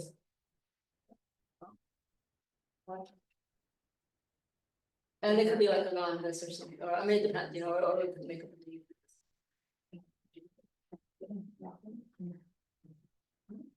What's that feel?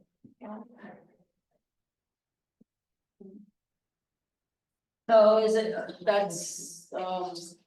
so a sidebar would be good, and then there's. Yeah, if we do a family, I think that would just be incredible. Okay, I'll get you the contact for one that will. Maybe, okay. And I'll start. Yeah, what's that? Education.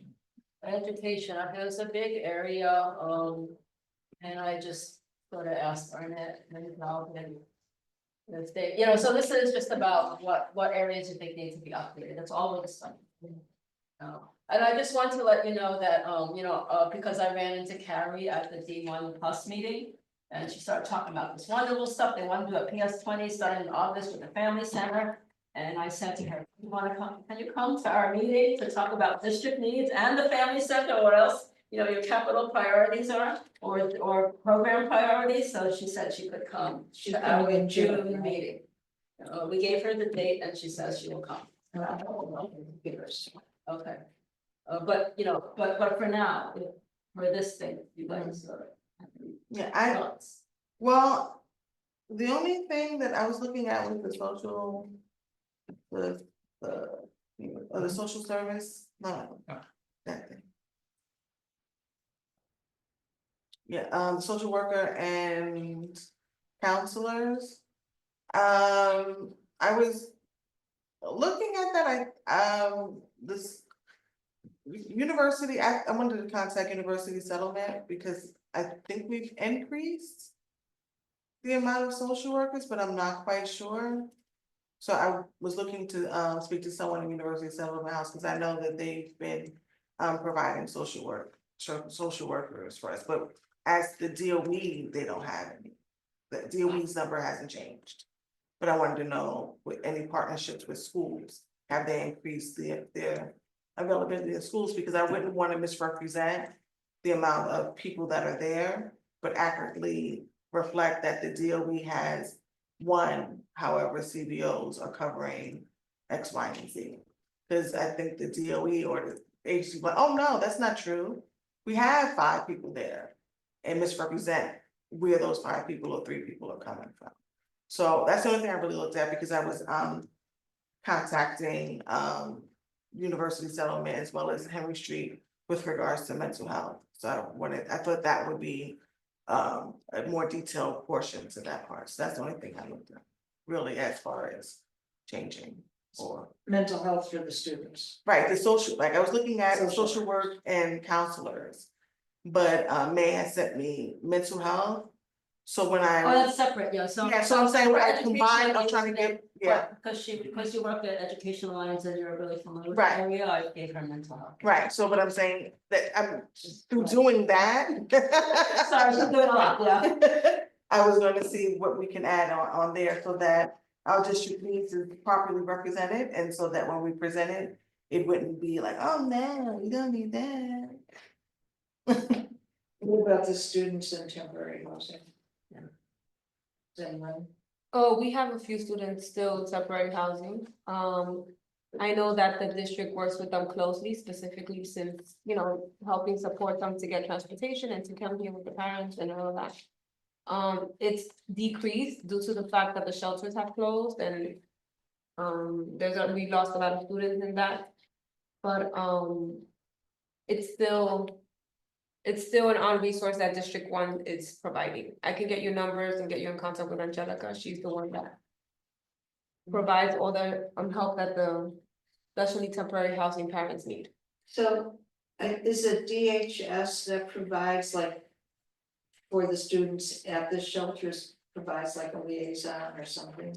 So it's not like a liaison, but the district, she represents the families in the district, and the Carrie makes it like very important for her to stay on top and checking in with the families that are in temporary housing, what they need, how can we help them, and I think that's every month or twice a month, she calls them, communicates with them, tells them to come into PS20 on Saturdays. They have events that the families can get clothes, things that they need, supplies. But do they have enough? Do they have the funding they need? Do they have? Of course, but right now, District 1 office doesn't even have funding for water right now, right? We just passed the budget, so I hope that this new budget that they're telling us that maybe we'll have, for right now, we don't. So maybe that's something we have to wait till July 1st. Yeah. And see, what. Well, the it passed, I think by June we'll know, because it passed already this month, so June. Yeah, if we can get some statistics, whether particularly if they decrease the funding, or like maybe how many families one person is working. So they're gonna give us a presentation on June 12th. Right. I'll forward that presentation to you where all the funding is going and everything that's going on. That should be helpful. I did want for education, since we have this thing, focus on IBO today and then this Randy Mastro thing, I just realized, I was just looking at our district needs section for the new school. The words Essex Crossing fell off. So I think in the past we said, oh, and there's this land set aside at Essex Crossing, No, but it's not in. I think we took it off. I think we took it off because we didn't want people to be aware. Yeah, well, we took it as well, because APD is like, oh, just keep it quiet, but we'll say it. I get a lot of So we need to, so I just, Yeah. I guess the reason why, because remember, It said send it to the reporter, and then I realized it doesn't mention it. I went to two different district meetings to give their report. Yeah, right, but You spoke to him? it was in the first one, but not the second one. I don't want someone to think that we gave up on the land at No, Exeter no. Crossing. Yeah, I a lot of the information that Daily It's News, wrong. or the reporter had told me. and Yeah, I so- gave because I all had a- district I had a meetings. reporter hit me up, like, to talk to me, and I'm like, I'm Was sorry. that Chris Summerfield? No, it was a girl. I can forward you the email, I mean, the information, I that's just, I was just. I'm like, I'm sorry, I can't talk about things that I don't. Okay, no, so I just want, I know it's in our budget priorities, but I just want to But we be wanna keep this consistent. as, I have a And question for that. They probably should rewrite it. Yeah, so we just have to add, as long as it's. I have a well, question, there's- if, like, let's say we do have a lot of schools, if we don't get to build a school, let's say, can this be another center or something to help families or intermediate, like, let's say when the schools are being prepared, like, especially our older schools that have been there for 30 years, can our kids like temporarily stay in this new school while their old school is being fixed or something like that? I mean, That was an idea. Yeah. But you know what, we're talking years away. no, I know, but I'm saying I just don't want it to be a dog park. It is not gonna. I was be so a- offended when I saw it. No, our priorities are affordable housing. Mind you, the flyer had rats on them. If it weren't gonna be a school, I suspect we could go to. Yeah. Yeah. So what about, I mean, what's the possibility that this, Mastro, yeah. I don't. Okay. I don't know, but we need to do something. I'm just, you know what, with the new, especially in my community, cause I just got a new building, affordable housing. I'm extremely disappointed in the amount of people that are living there. Everyone that's living there is not from our community, and we were told that 20% was gonna be from here. Most of the people from there I understand they need homes, but they are from shelters, but most of the people that apply in my community or in our 10002 there's not a lot of people. But they should be accountable for the 20%. You know, there was a court It has to decision be. that they couldn't keep the 50%. They said it caused segregation. So they put it down. It was a court thing. So So they took that's it why off. it went down to, was it 20% now, 20 or Wow. 30? Yeah, cause we keep cause we keep building affordable housing, but we keep bringing people from other It's boroughs. a court decision Wow.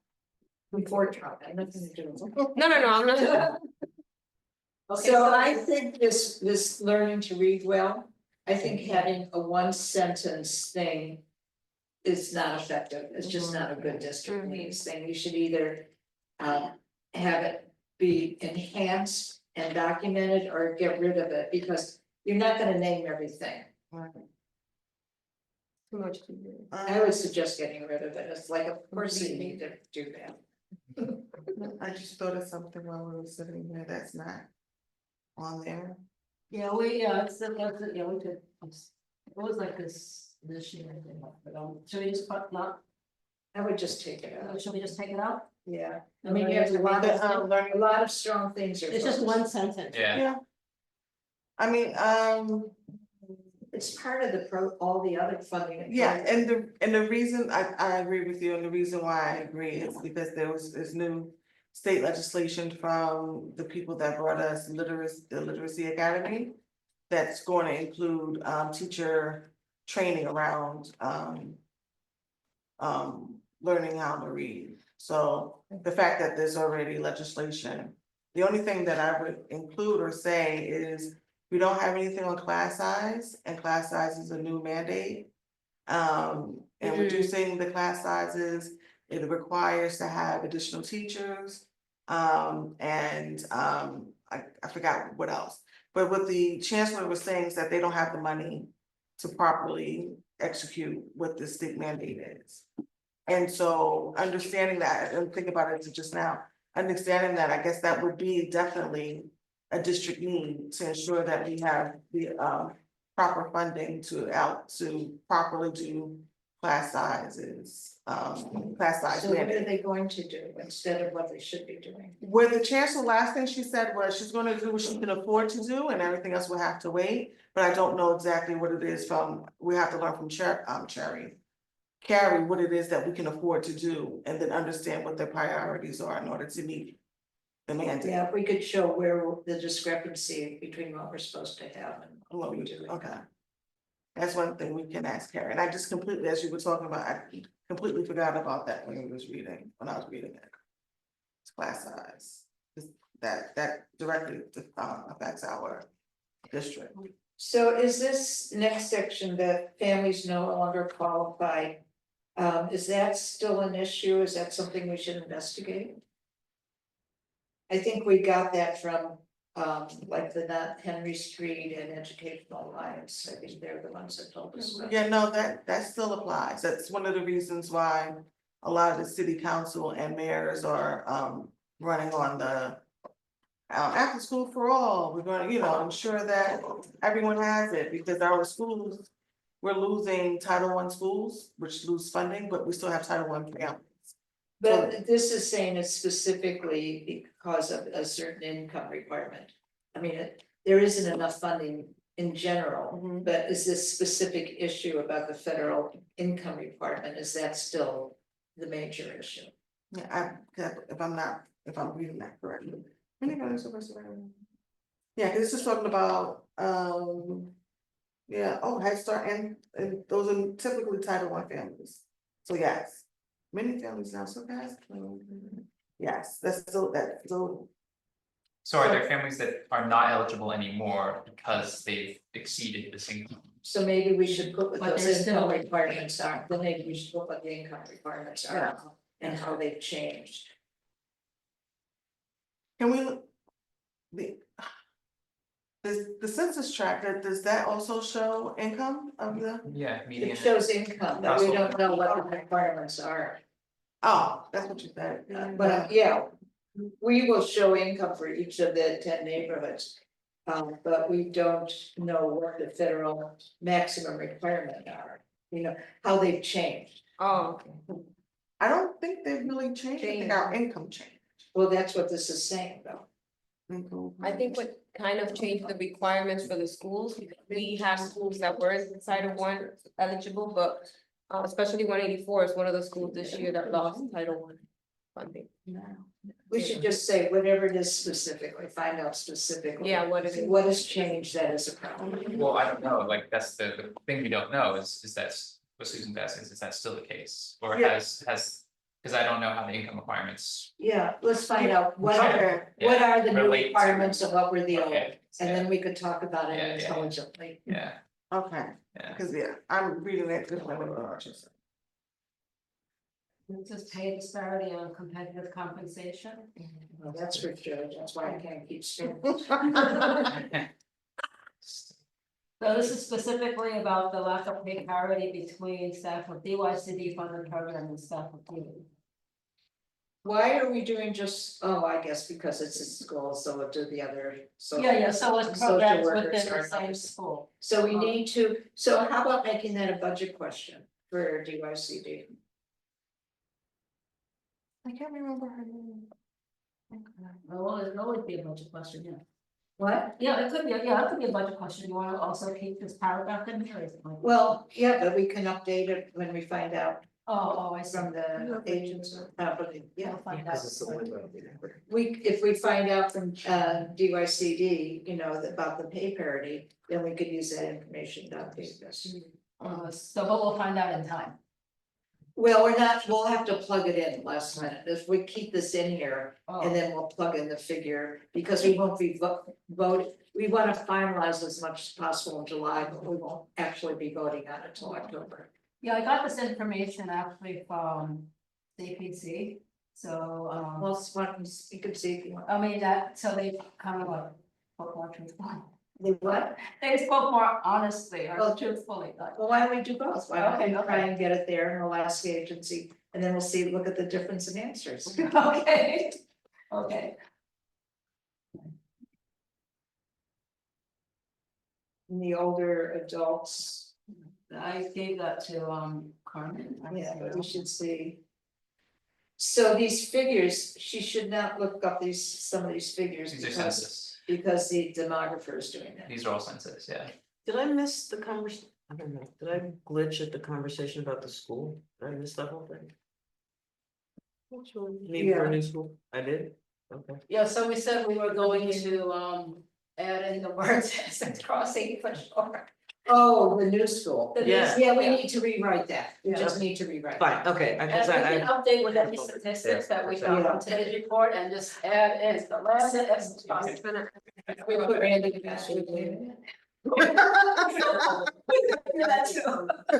No, I hated him during Giuliani.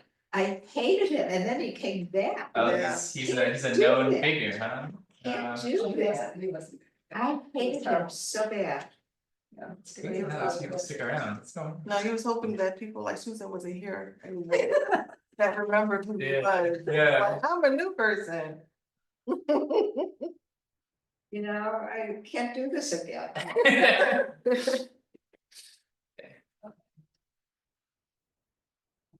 Yeah, I mean, the older about like. So there's two items in there. So it includes updating the other stats naturally. Naturally occurring retirement communities, she should be able to do that too, because she works for one. So this lack of proper care by NYCHA, how did that get into this section? I think we, something, I don't know. It shouldn't be here, right? It should be under housing, public housing. No, actually, no, you actually advocated to put it in here. I did. Because it had Why to did do I with, do that? yeah, it had to do with university settlement. Right. Oh, No, this is about about, programming this is about sequence. that for nonprofits. Yeah. So maybe, you know, I don't know, maybe it belongs in the night show, or, no, it wasn't about the housing part, it I was got, about I got it. the service, the community space Yeah. part. This is when we're having the sewage floods and compost Right. communities. Yeah. An angel. One of the So we should things give it a that- better title, because when you look at the title, it looks like it is just about NYCHA housing. Yes. But it's about the community programs in the NYCHA buildings. I assume it's still true.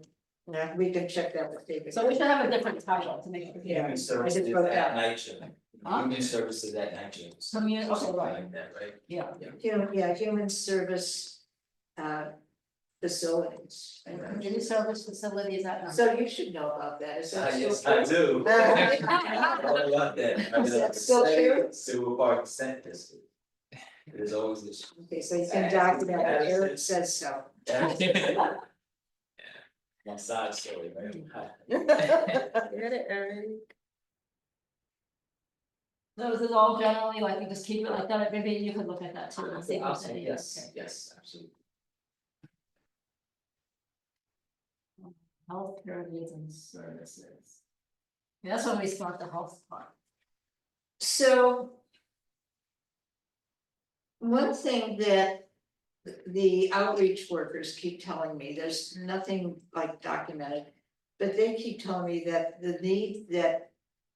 What they see as a need that doesn't exist is field mental health services. Well, no, we're up to this, Oh, it's in there? no, we're up to, what is this thing about healthcare? Is it what is sticking out there? I don't know. Oh, I thought we had mental health Healthcare before. needs and- No, No, well, we have this par, I don't know why we meant, I don't know why it's just sticking out there. I'm confused. There's this thing called healthcare needs and services. And then after that, we talk about mental health. And then this may be, Isn't that, doesn't that Then the it's mental health. health, oh, no, maybe just, Oh, Maybe yeah. we just need to It's a reorganize. bit disorganized, yeah, yeah. Somehow it's a bit just like repetitive and disorganized. yeah.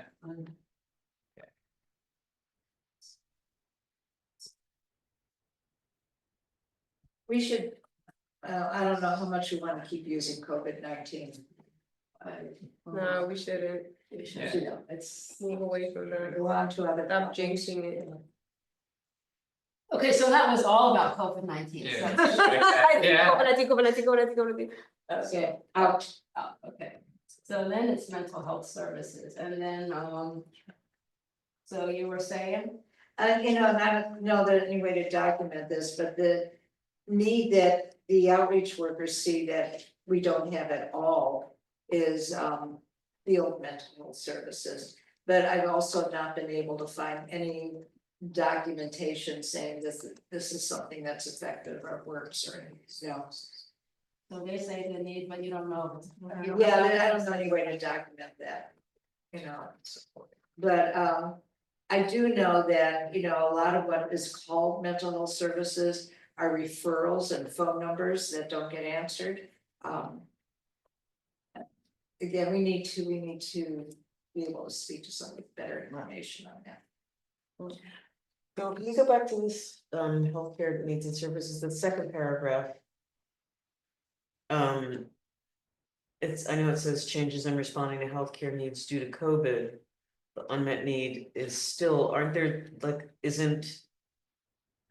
Oh, okay. aren't a whole bunch of people still uninsured and not having access to Oh. adequate healthcare? Oh, the part about insurance? Yeah. We're actually not that bad in insurance. No? People are pretty much covered in our, yeah, that's one of the census things. Yeah, it was that, it's, because all the Medicaid. Well. Yeah. What's happening with that, but Yeah, I mean, even before, you know, it was like, you know, everyone's being outraged too about Yeah. Medicaid and. yeah, okay, But that's what you're talking about. yeah. Um.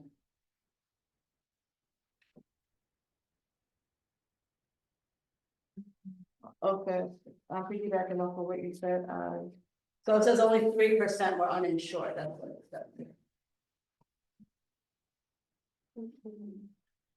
May be very different after this. Yeah, really, mm, yeah, That was 2022, yeah. yeah. Okay. going piggybacking on what you said with the mental health outreach.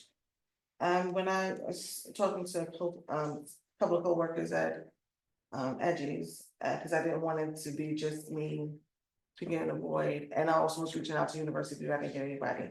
And one of the things that we've noticed in our work is that, like you said, there's a lot, we have moved into a realm where we do have more crisis interventions, referrals, but the need for the community was more so long-term access to therapy. So just to your point, we can, like, there's interventions to calm someone down or help them not hurt or harm themselves.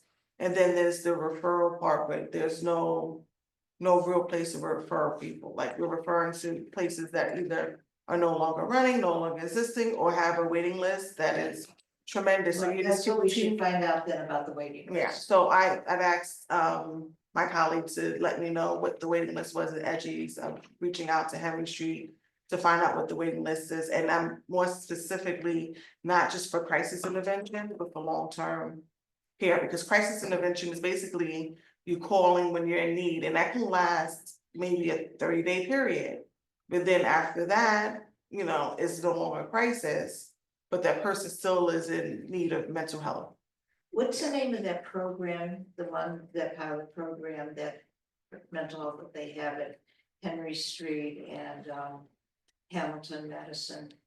Oh, it's the state funded thing, I don't know, I think it's city funded, or it started with some state or is it? No, it's definitely city funded, Oh, but what, I can't remember. the- yeah, I can't remember either. What? Helpful. No, I just totally blanked out, but Hamilton, Madison and Henry Street. Yeah, and Funding for it. because we should probably, I think, And, Hamilton, they came to talk to us about it. we should ask them about, you know, also whether, you know, they're adequately staffed. Mhm. Does it connect? Yeah, That's it. yes, yes. Thank you. Thank you. We should talk about the connect programs. Let me go back and notes of that meeting. Cause that's one of the needs that we saw that was needed for the community, as well as the need for housing, such as housing, not only supportive housing, but housing in general with aftercare with social services, meaning let's say they've gone through the crisis, they have long-term mental health, but they're still throughout this whole journey need housing. The Department of DHS can provide temporary housing, but it's not necessarily the most beneficial for a client that has mental health needs. Yes, we should have, I thought we did, we should have something on supportive housing out here, or homelessness. But I think if we could get the waiting lists, that would be really cool. With a waiting list for which one? For these mental health referrals.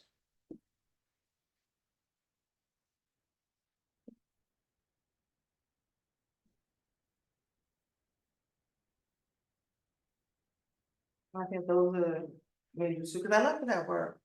I was so proud of myself for making these phone calls and writing notes. Love to write on the desk. So this is like referrals in general or What? referrals in general to connect? Well, no, the mental health. Yeah, people Since that we're are not- waiting for. And also the Connect programs, you know, do they have adequate staff, are they have waiting lists, that kind of thing? So the referrals are based on, but more specifically for homeless. No, mental health, mental health.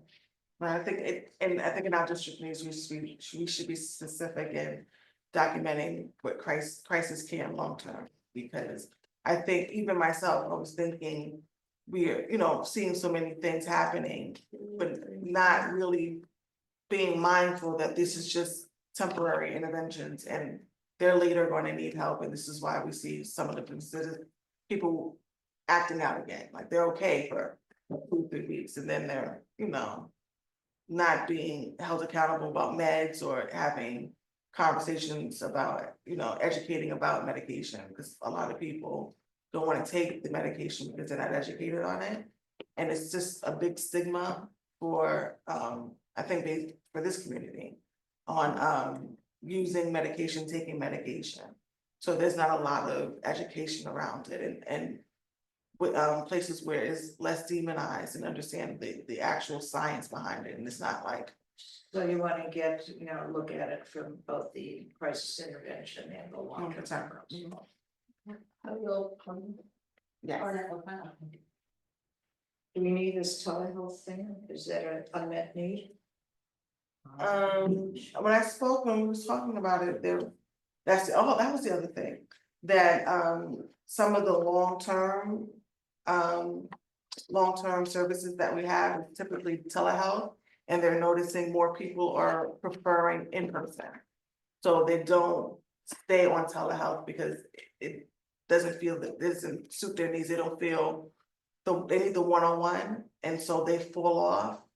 And because we don't have enough staffing for in-person, so we've leaned more towards telehealth than we have in person because we don't have people. But it's not, from what the conversations we were having, it's not as effective as in person for a number of people. So I don't know how to rank Depends on what you use it for. Yeah. Yeah, right. Like if you're just getting test results or something. Yeah. Oh, I'm thinking about mental health, I'm Oh, sorry. I'm sorry, I was thinking, No, I I know don't- it's one little section. Yeah. I was just looking at this Okay, never mind. telehealth in general, I'm sorry, yeah, I don't have that. but I don't think it's an The unmet facts need. here are redundant too, they're the same sense, that's what I mentioned earlier at the top, this is the same copy of the facts that are at the top of our existing section. So we collapse it, and if we're gonna put it at the top of the district needs anyway, it'll just go there, but these are the census figures as well. But I don't, There's a the need. thing is, Oh, yeah, from and, yeah, I don't know if it's a need anymore. so that if you don't have internet, Internet. broadband, you can't talk to your. Right. that's a pretty, yeah, it Ah. folds up, it just folds up, like, just So put it it goes up into there. that, so. Yeah, so you don't have to put it here, You don't yeah, have to it call all it folds out. up, Got it. Skills, nursing and rehab. yeah. So let's go, okay, so mental health services for youth, this is kind of still applicable? Yeah. Okay.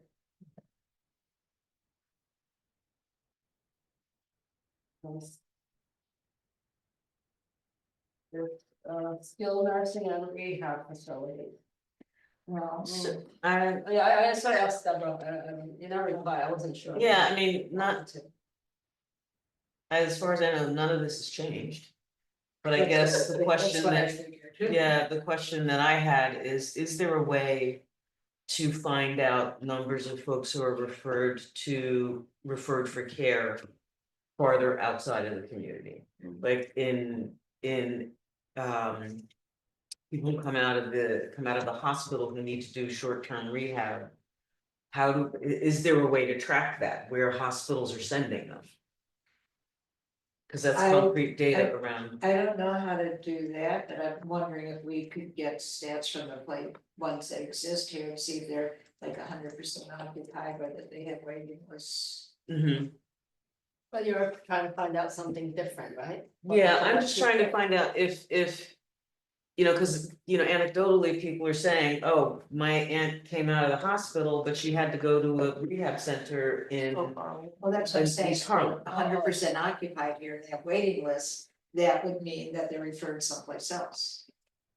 Yes, and. You know, I don't know that they're necessarily the same, Well, why were they, They- well, what in your story, why? Yeah, why were they referred? Do you, oh, you don't know? I don't know, Cause there's no room here, or, I think it's because there wasn't any. or there's something here that didn't serve their needs. Right. It could be that too, I was gonna say. Right, I mean, it might be that, you know, whatever reason that they needed for The rehab, type of care they you know, needed was this, not here. yeah, that kind of care wasn't available Mhm. at East Side, wherever, but. I don't know, I don't know how to do that. Yeah, so, right, so like you can, the one easy thing that we can find out is about the capacity here. How about the gouverneur? That's pretty consistent. They just actually gave a report this week. Like they're 100% occupied their beds? No, but it's 97, 96, right around. something like that. Do they have a waiting list? Cause they might keep a few beds empty just for emergencies. But could you find out if there's any waiting list or anything? Ask them about that. In fact, yeah. yeah, and I guess the question would also be that the waiting list for skilled long-term nursing beds versus short-term rehab beds, where. It's in the long term, but let me confirm that. Yeah, okay. Yeah. I have a question since we're on this topic. I think this is the same topic. I've been, I had a friend and I realized this was a need for a lot of folks. That her parent, she's taking care of her parent. She has Medicare. And I don't see a lot of advocacy for people that are in this middle ground in which they have coverage under Medicare and have worked and have a pension and have some funds, where there's advocacy around them getting supplies and things that they need for their home, and then it ends up falling on their pocket. Unfortunately, my friend is a stopgap for her mom, but then that also depletes what she has for her own home. And the things that things that she needs are like the chucks, the diapers, all the cleaning supplies, all the medical supplies that are not covered under her insurance, she has to pay out of pocket. And for people like herself, they have to make a choice between food and or medical supplies.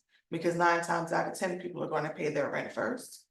So then you're stuck between how much am I going to eat, or am I going to be able to get my chucks, diapers, 80 ointment for whatever, ailments or what have you. So I was wondering in this, is there somewhere where we can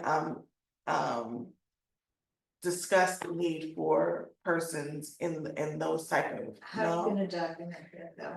I 'Cause I don't know, I mean, it may be a huge thing, it Yeah. may not be, I don't know, but how, I mean, it's, I gotta say, you can't get everything in here. yeah, I mean, the only thing I can think of is, it's not in the district needs, or maybe it's more about income levels or. Poverty. Yeah, so Yeah. poverty, it's our income levels, and you're talking about someone who has to choose between all these essential things. And when you do, it's because you are very poor. It's like food and medicine. Yeah. Yeah. It's So, poverty. so maybe, yeah, so it's can be, when we talk about, if we talk about income levels, or, or maybe it's just something that we. is there a statistic that we can show how many in our, I say this word awful, I wish Carmen was here. The naturally occurring those, thank you, are possibly under, like, how many NORCs we have in this district, and maybe how many are on Medicare, because I think that would help with Wasn't the, everybody on Medicare? no, Well, not I everybody, thought some people on once- Medicaid. Once you, Well, it could be Medicare. Medicaid, Medicare, or regular Medicare, right? yeah, but once you reach a certain age The and you're not oh. working, you're on Medicare. So it wouldn't differentiate if it's Medicaid or or HMO. Is it Medicare 65 and over? Yeah. Yeah, you can get Yeah. Medicare at 65 and over, but your managed care provider can be someone that's taking, it's Medicaid. So if you've been working it, like, when we talked, when the people came and we did the resolution for the city employees, the retirees, they're on Medicare, but their plan is different from someone that, The court struck that down, you know, they're not on managed care. oh, okay, but their Medicare and, cause that's still under Medicare, no? I think it is. So You know what I'm the saying? problem we It's have not- seen in the past, and it was particularly with mental health, was people on Medicaid who had managed care. Managed care, but it was basically a mental health because they didn't pay, those managed care. Medicaid did not pay for mental health, behavioral health care. Okay. That was the issue, we did a resolution on that. But we're now talking about our basic General, okay. needs, and I don't think we have anything on poverty in here, do we? Maybe we should. We don't, yeah, I mean, isn't it, or, you know, or it's, actually, I think that's more like belongs in the intro, in the first paragraph of the whole district needs. You know, this is our population or whatever, you know, No, I agree, and we'll have all those stats from the demography. right, and then people can see for themselves. So the intro will have technology. Thank you. Thank you. I would say it's jumbled up. Thank you for organizing that. Okay, food security next? Food security, I said, Eric, you can, do we need to update it or? Eric, yeah? Yeah, oh, you're looking up there. Yeah. There's a new report that came out in December from Robin Hood that speaks, you know, a lot of things that contribute to this neighborhood that we could throw on that. That's some data on that, so, yeah, all that to say. Could you have that for the good news stuff if it's out to the June meeting? Say it one more time? If the information's out, could you have that for the June meeting? Yeah, yeah. And they focus on different neighborhoods or areas? Okay, It should look like that, yeah, I'll pull it out. Share with you. okay. Okay, so next is homeless population, Yeah, Susan, you've always. so actually, starts with homeless, well, the original top statistics I can update. The outreach, actually, they actually hired a lot of people that I'll find out if they're, all of a sudden they hired a lot of people. I'll find out about the caseload and the current one, I'll check on the cancellation. Shelters. I don't know that anything has changed on that, but I'll get the current updated statistics. Yeah, most of these are from Coalition from the Homeless, so I'll get their report. I just feel like it should be. Okay, so that's, yeah, that was that's the last part is the homeless. Yeah, the only thing I was thinking of to reorganize, make the titles better, because I was getting a little. Yeah. Yeah. So maybe the eight are. Okay, so that's it, that we don't, the rest is this transportation and it's not. Yeah, so can we like try and have like draft updates for June? Our next meeting is June. And that way we'll know if there's something we can't get, you know, whether it's impossible, whether we have to have a different strategy. Yeah, so for everyone who was assigned something, can you do a draft update? I mean, I know in some sections I assigned more than one person, just because, you know. When's the next meeting, June? I think it's June Thursday.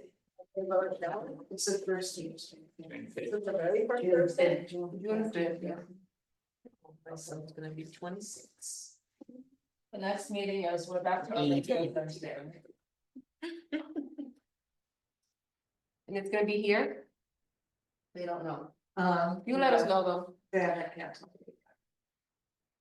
Yeah, so you should always, so it's never in the same place, and people, please. Look at one of the emails or the website to find out the place. Yeah, look at the website, because sometimes things change. Yeah, they always change the website, and if there's any last minute change, I'll always email you, make sure you know, but otherwise just. And they change, and he changed the website right away. So, Yeah, we change it right away. In the last month, we had changed all the Zoom information because we get our Zoom from the borough president, and it turned out that they had corporate Zoom. They were buying us corporate Zoom, not government Zoom, and we had to change the government Zoom for security reasons. And it's not as good. let me tell Fancy, you. fancy. I can't take, I don't, no more AI minutes. okay. So yes, it is June 5 at 6:30, that's all we know.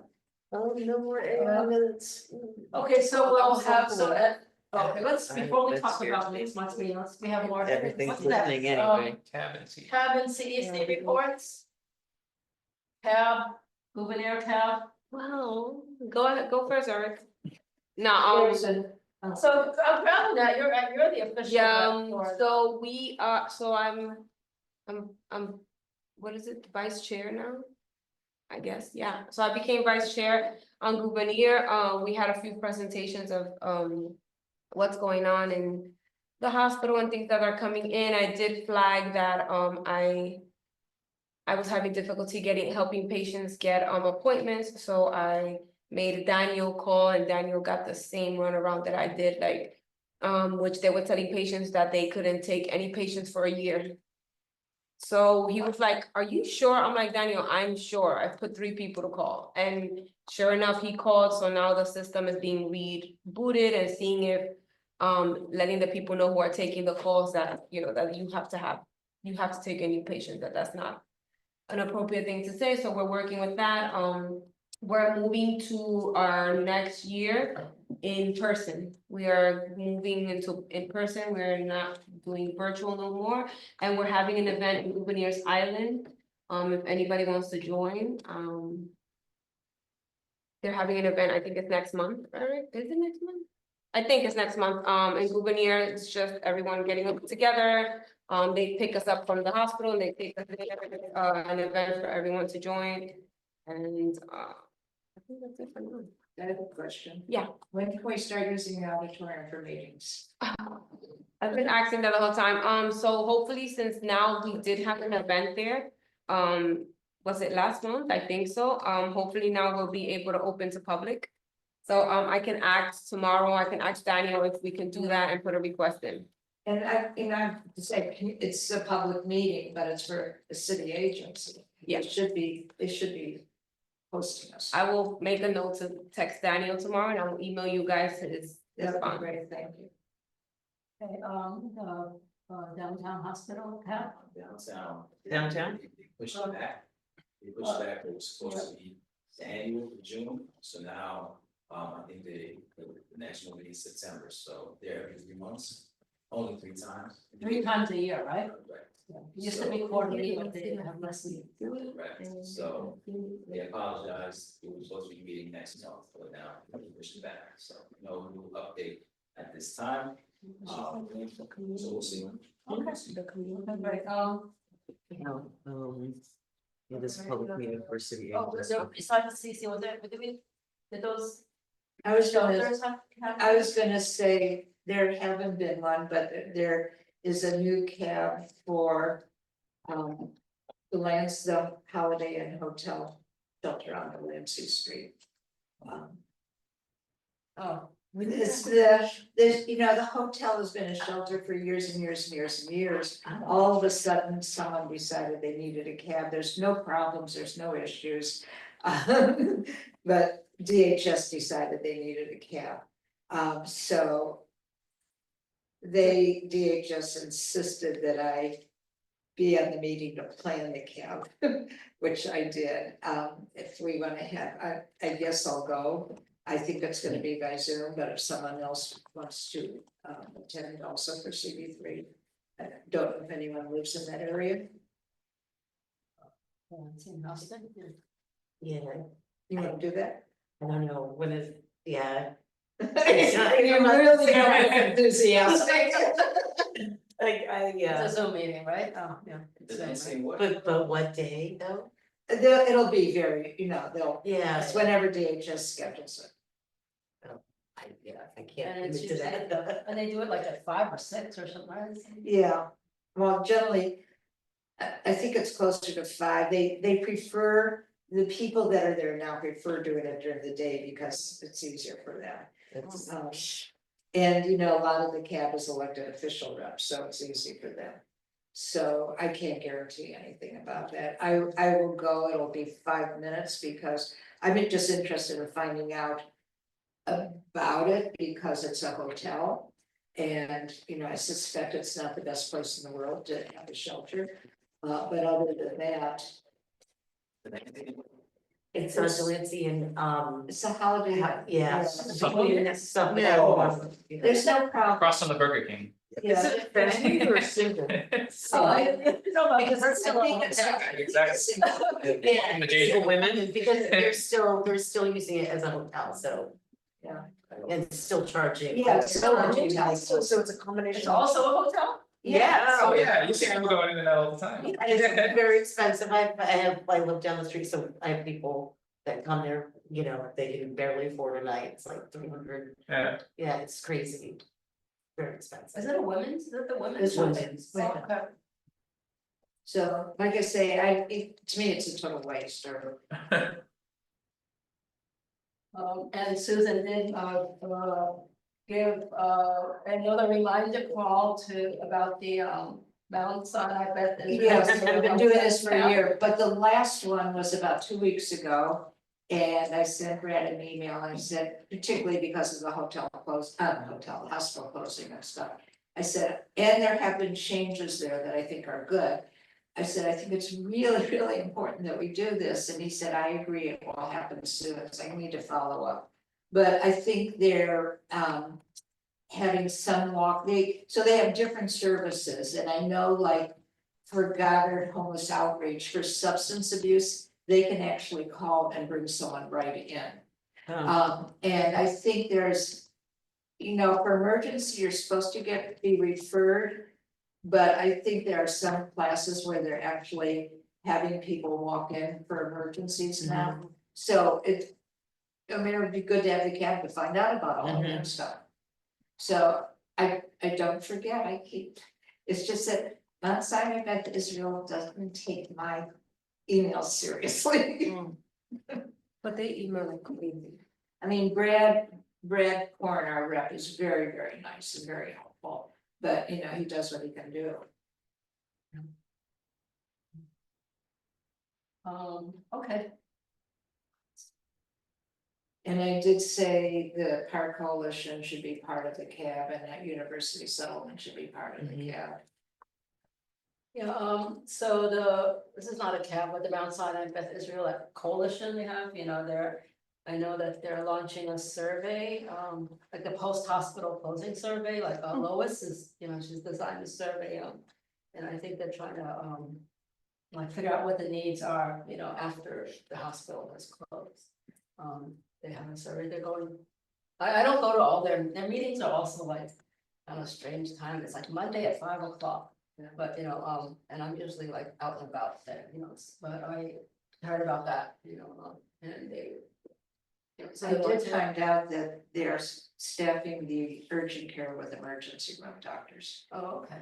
which is, Oh, they are. yeah, they are, which is a good thing. 'cause- did you get the hours for that? What? The hours where it's gonna be 24/7? Oh, I don't know, they're not acting as an emergency room, they're acting as urgent care, I see. but they're staffing it with emergency room doctors. And then the coalition had an issue with how they want the public side, you know, not supporting the coalition. And I don't know how long they're gonna keep that open, I don't think it's permanent. Oh, the Urgent. urgent care, Yeah. oh, okay. You don't think it's permanent? Did you say you don't think it's permanent? I don't think so, I thought they were doing it for like a transition time. Yeah, I thought so. Hmm. That's how they. Which is not very helpful, I don't understand why he's caring about it, so I'm not gonna be. Okay. CEC. There's always a lot going on with CEC, but. So Oh, CEC elections happened, there was an error. That Faith contracted someone who. This is their first time working with them people and the elections had to be restarted because there was members on there was a member that was running that was not on. So, because of that, the elections had to restart it, mind you, to the point that it triggered a lot of other errors, which it reset your vote, but for some parents, it reset it, like it took your kids off. Like if you have your account, it took your kids off your account, so your kids are not linked. So because of that, a lot of parents now couldn't vote because they had to go back to the school, link their kids, and it was just too many people at once. We don't know what was the outcome of the first vote that they took and what was the outcome of the second vote. Supposedly we'll know by June. We wrote a resolution yesterday that we passed about, which I just emailed to you, about how FACE needs to take accountability, and they didn't even extend the time due to the error that was happening. They didn't have the courtesy of, checking if families needed help with adding parents or adding kids, linking kids to their accounts. So we did a resolution that I sent to you guys to see if you can back us up on that. I know that other councils are doing the resolution too, are working on the same one. But yeah, that's where we are now. June 12th is gonna be our next meeting. We have an event. We have 2 events coming up with the district. We have one is called Lead with Love, which is, I sent you the flyer too, which is talking about literacy, how low rates how kids need to learn how to read. We having struggling readers in these communities. We're talking about, I think Rita Joseph is gonna talk a little bit about the education and the policies and the money. And next month, we're gonna have a read, it's New York City Reads event, June 11th, when Carrie's gonna give certificates, I think, to principals and teachers who have done an outstanding job, and we're just acknowledging them. And then they're gonna show the video of the documentary that Carrie was doing for District 1. I think this is the last part that they're viewing that day. And we have coming up, I think, for June 12th, which is our last meeting, we're having the budget present to us, and in that meeting, we literally stay there till like 9 o'clock, and they go letter by letter. So I think that when we get that, we can definitely forward it to you guys. Yeah, I was gonna say, you should remember like to give us the top 5 like capital priorities. So we can put it in. So I just have a question about this. We're not gonna talk about the resolution right now, but I just want to know whether or not we think the committee or thinks that we should consider it. So it's just so you know, it's a resolution of CEC1 to condemn the Department of Education's Office of Family and Community Engagement for mismanagement of the 2025 Education Council election. So you're talking about all the elections, right? We're talking about the whole election, the whole overall election of CC1. There was a lot Just CEC1. just or all CC1, CEC? no, just for Okay. ours, it was a lot of errors, a lot of mistakes, Right. a So lot of inconvenience. So I wanna know if it's effective for us to sign on to this. No, we already passed it, we're just, Oh. send it to you guys to see if you guys can back it up, if not, then it's, So is it effective for us to back it up? yeah. I'm not sure. We haven't sent it to Department of Education, just because I asked to see if you guys would back it up, if not, then we're gonna send it anyway. So I hesitate sending something saying we condemn an agency that I need to work with and need to get things from. Asking them to do something is different than It was saying I worse. condemn them. It was worse. So we left the name because we were fighting about everything else, but it was worse than what it is, like saying I'm the not debunk, criticizing. and then we took that off and we were like, we can't write that. So we made it to a point, like if you read it and you agree, then maybe, if I understand 100%, Just. you have to work, we all have I'm to work. working with them right now about, and particularly at Seward Park, their principals are renting out the fields to these social soccer games, and and they're supposed to stop at 8 and they don't, and all the residents are complaining. And I need to work with them. Yeah, no, understandable. And so that kind We of do have an language issue. is difficult, makes it very. 188, we still have the water damage issues that's coming, especially since this week was raining. We guys have one topic. So I don't wanna talk about 188 right now, let's just move it on. Okay, yeah, so, I don't work with DOE directly, and I know that this face office people like. Think it's like a totally useless office, they say, I have advocates like I know say that, but No, it's I- still on. Yeah, they still are, okay. So, but I think that even without the word condemn, I don't think it's useful for us to back it up. I'm not saying that anything, I believe all No, I that stuff. understand, if I'm we do sure it's change, true. if we Yeah. do change the name, Well, it's not even the name, I just think it's not useful for us to do. You That's know, understandable. you know, I think, if there's like ways that they could function better, or, you know. We hope. Or, you know, We do hope. better, or. So why we're it gonna is, do, we're gonna that's write more- another one for So it's next not just month. about the elections, but it's Yeah, about yeah. education So in this one was, general. this one was about the elections, we did this one because we felt that we needed to say something, especially because our candidates. Were taken, some of them were not even on, but next month, we're writing another resolution for face, like, you need to do this, you need to. Back us up, you don't come to our meetings, we need your Yeah, help, yeah, where are right. you, what are you using your fundings on, if we're not getting, you know, things like that, hopefully. We can, maybe that one will be better. Yeah, so I think face is supposed to be a lot of different things, so it's not just, the CEC is important, but it's not just about them going around, it's terrible the way they run these elections, but. You know, or it's just about going to the CEC, but they're supposed to be, you know. He always says they do all these things, and I know that they don't, so, but maybe it's true, every agency, they say they do it, and you find out on the ground, they really don't. So in some ways, it's nothing new for any agency, you know, so that's another reason why I think it's, you know. I wouldn't just do it just for the CEC or the CEC elections, but this is good to know, because it's like true incompetence, you know, so. It was bad. Yeah, so it is good to know, I would say.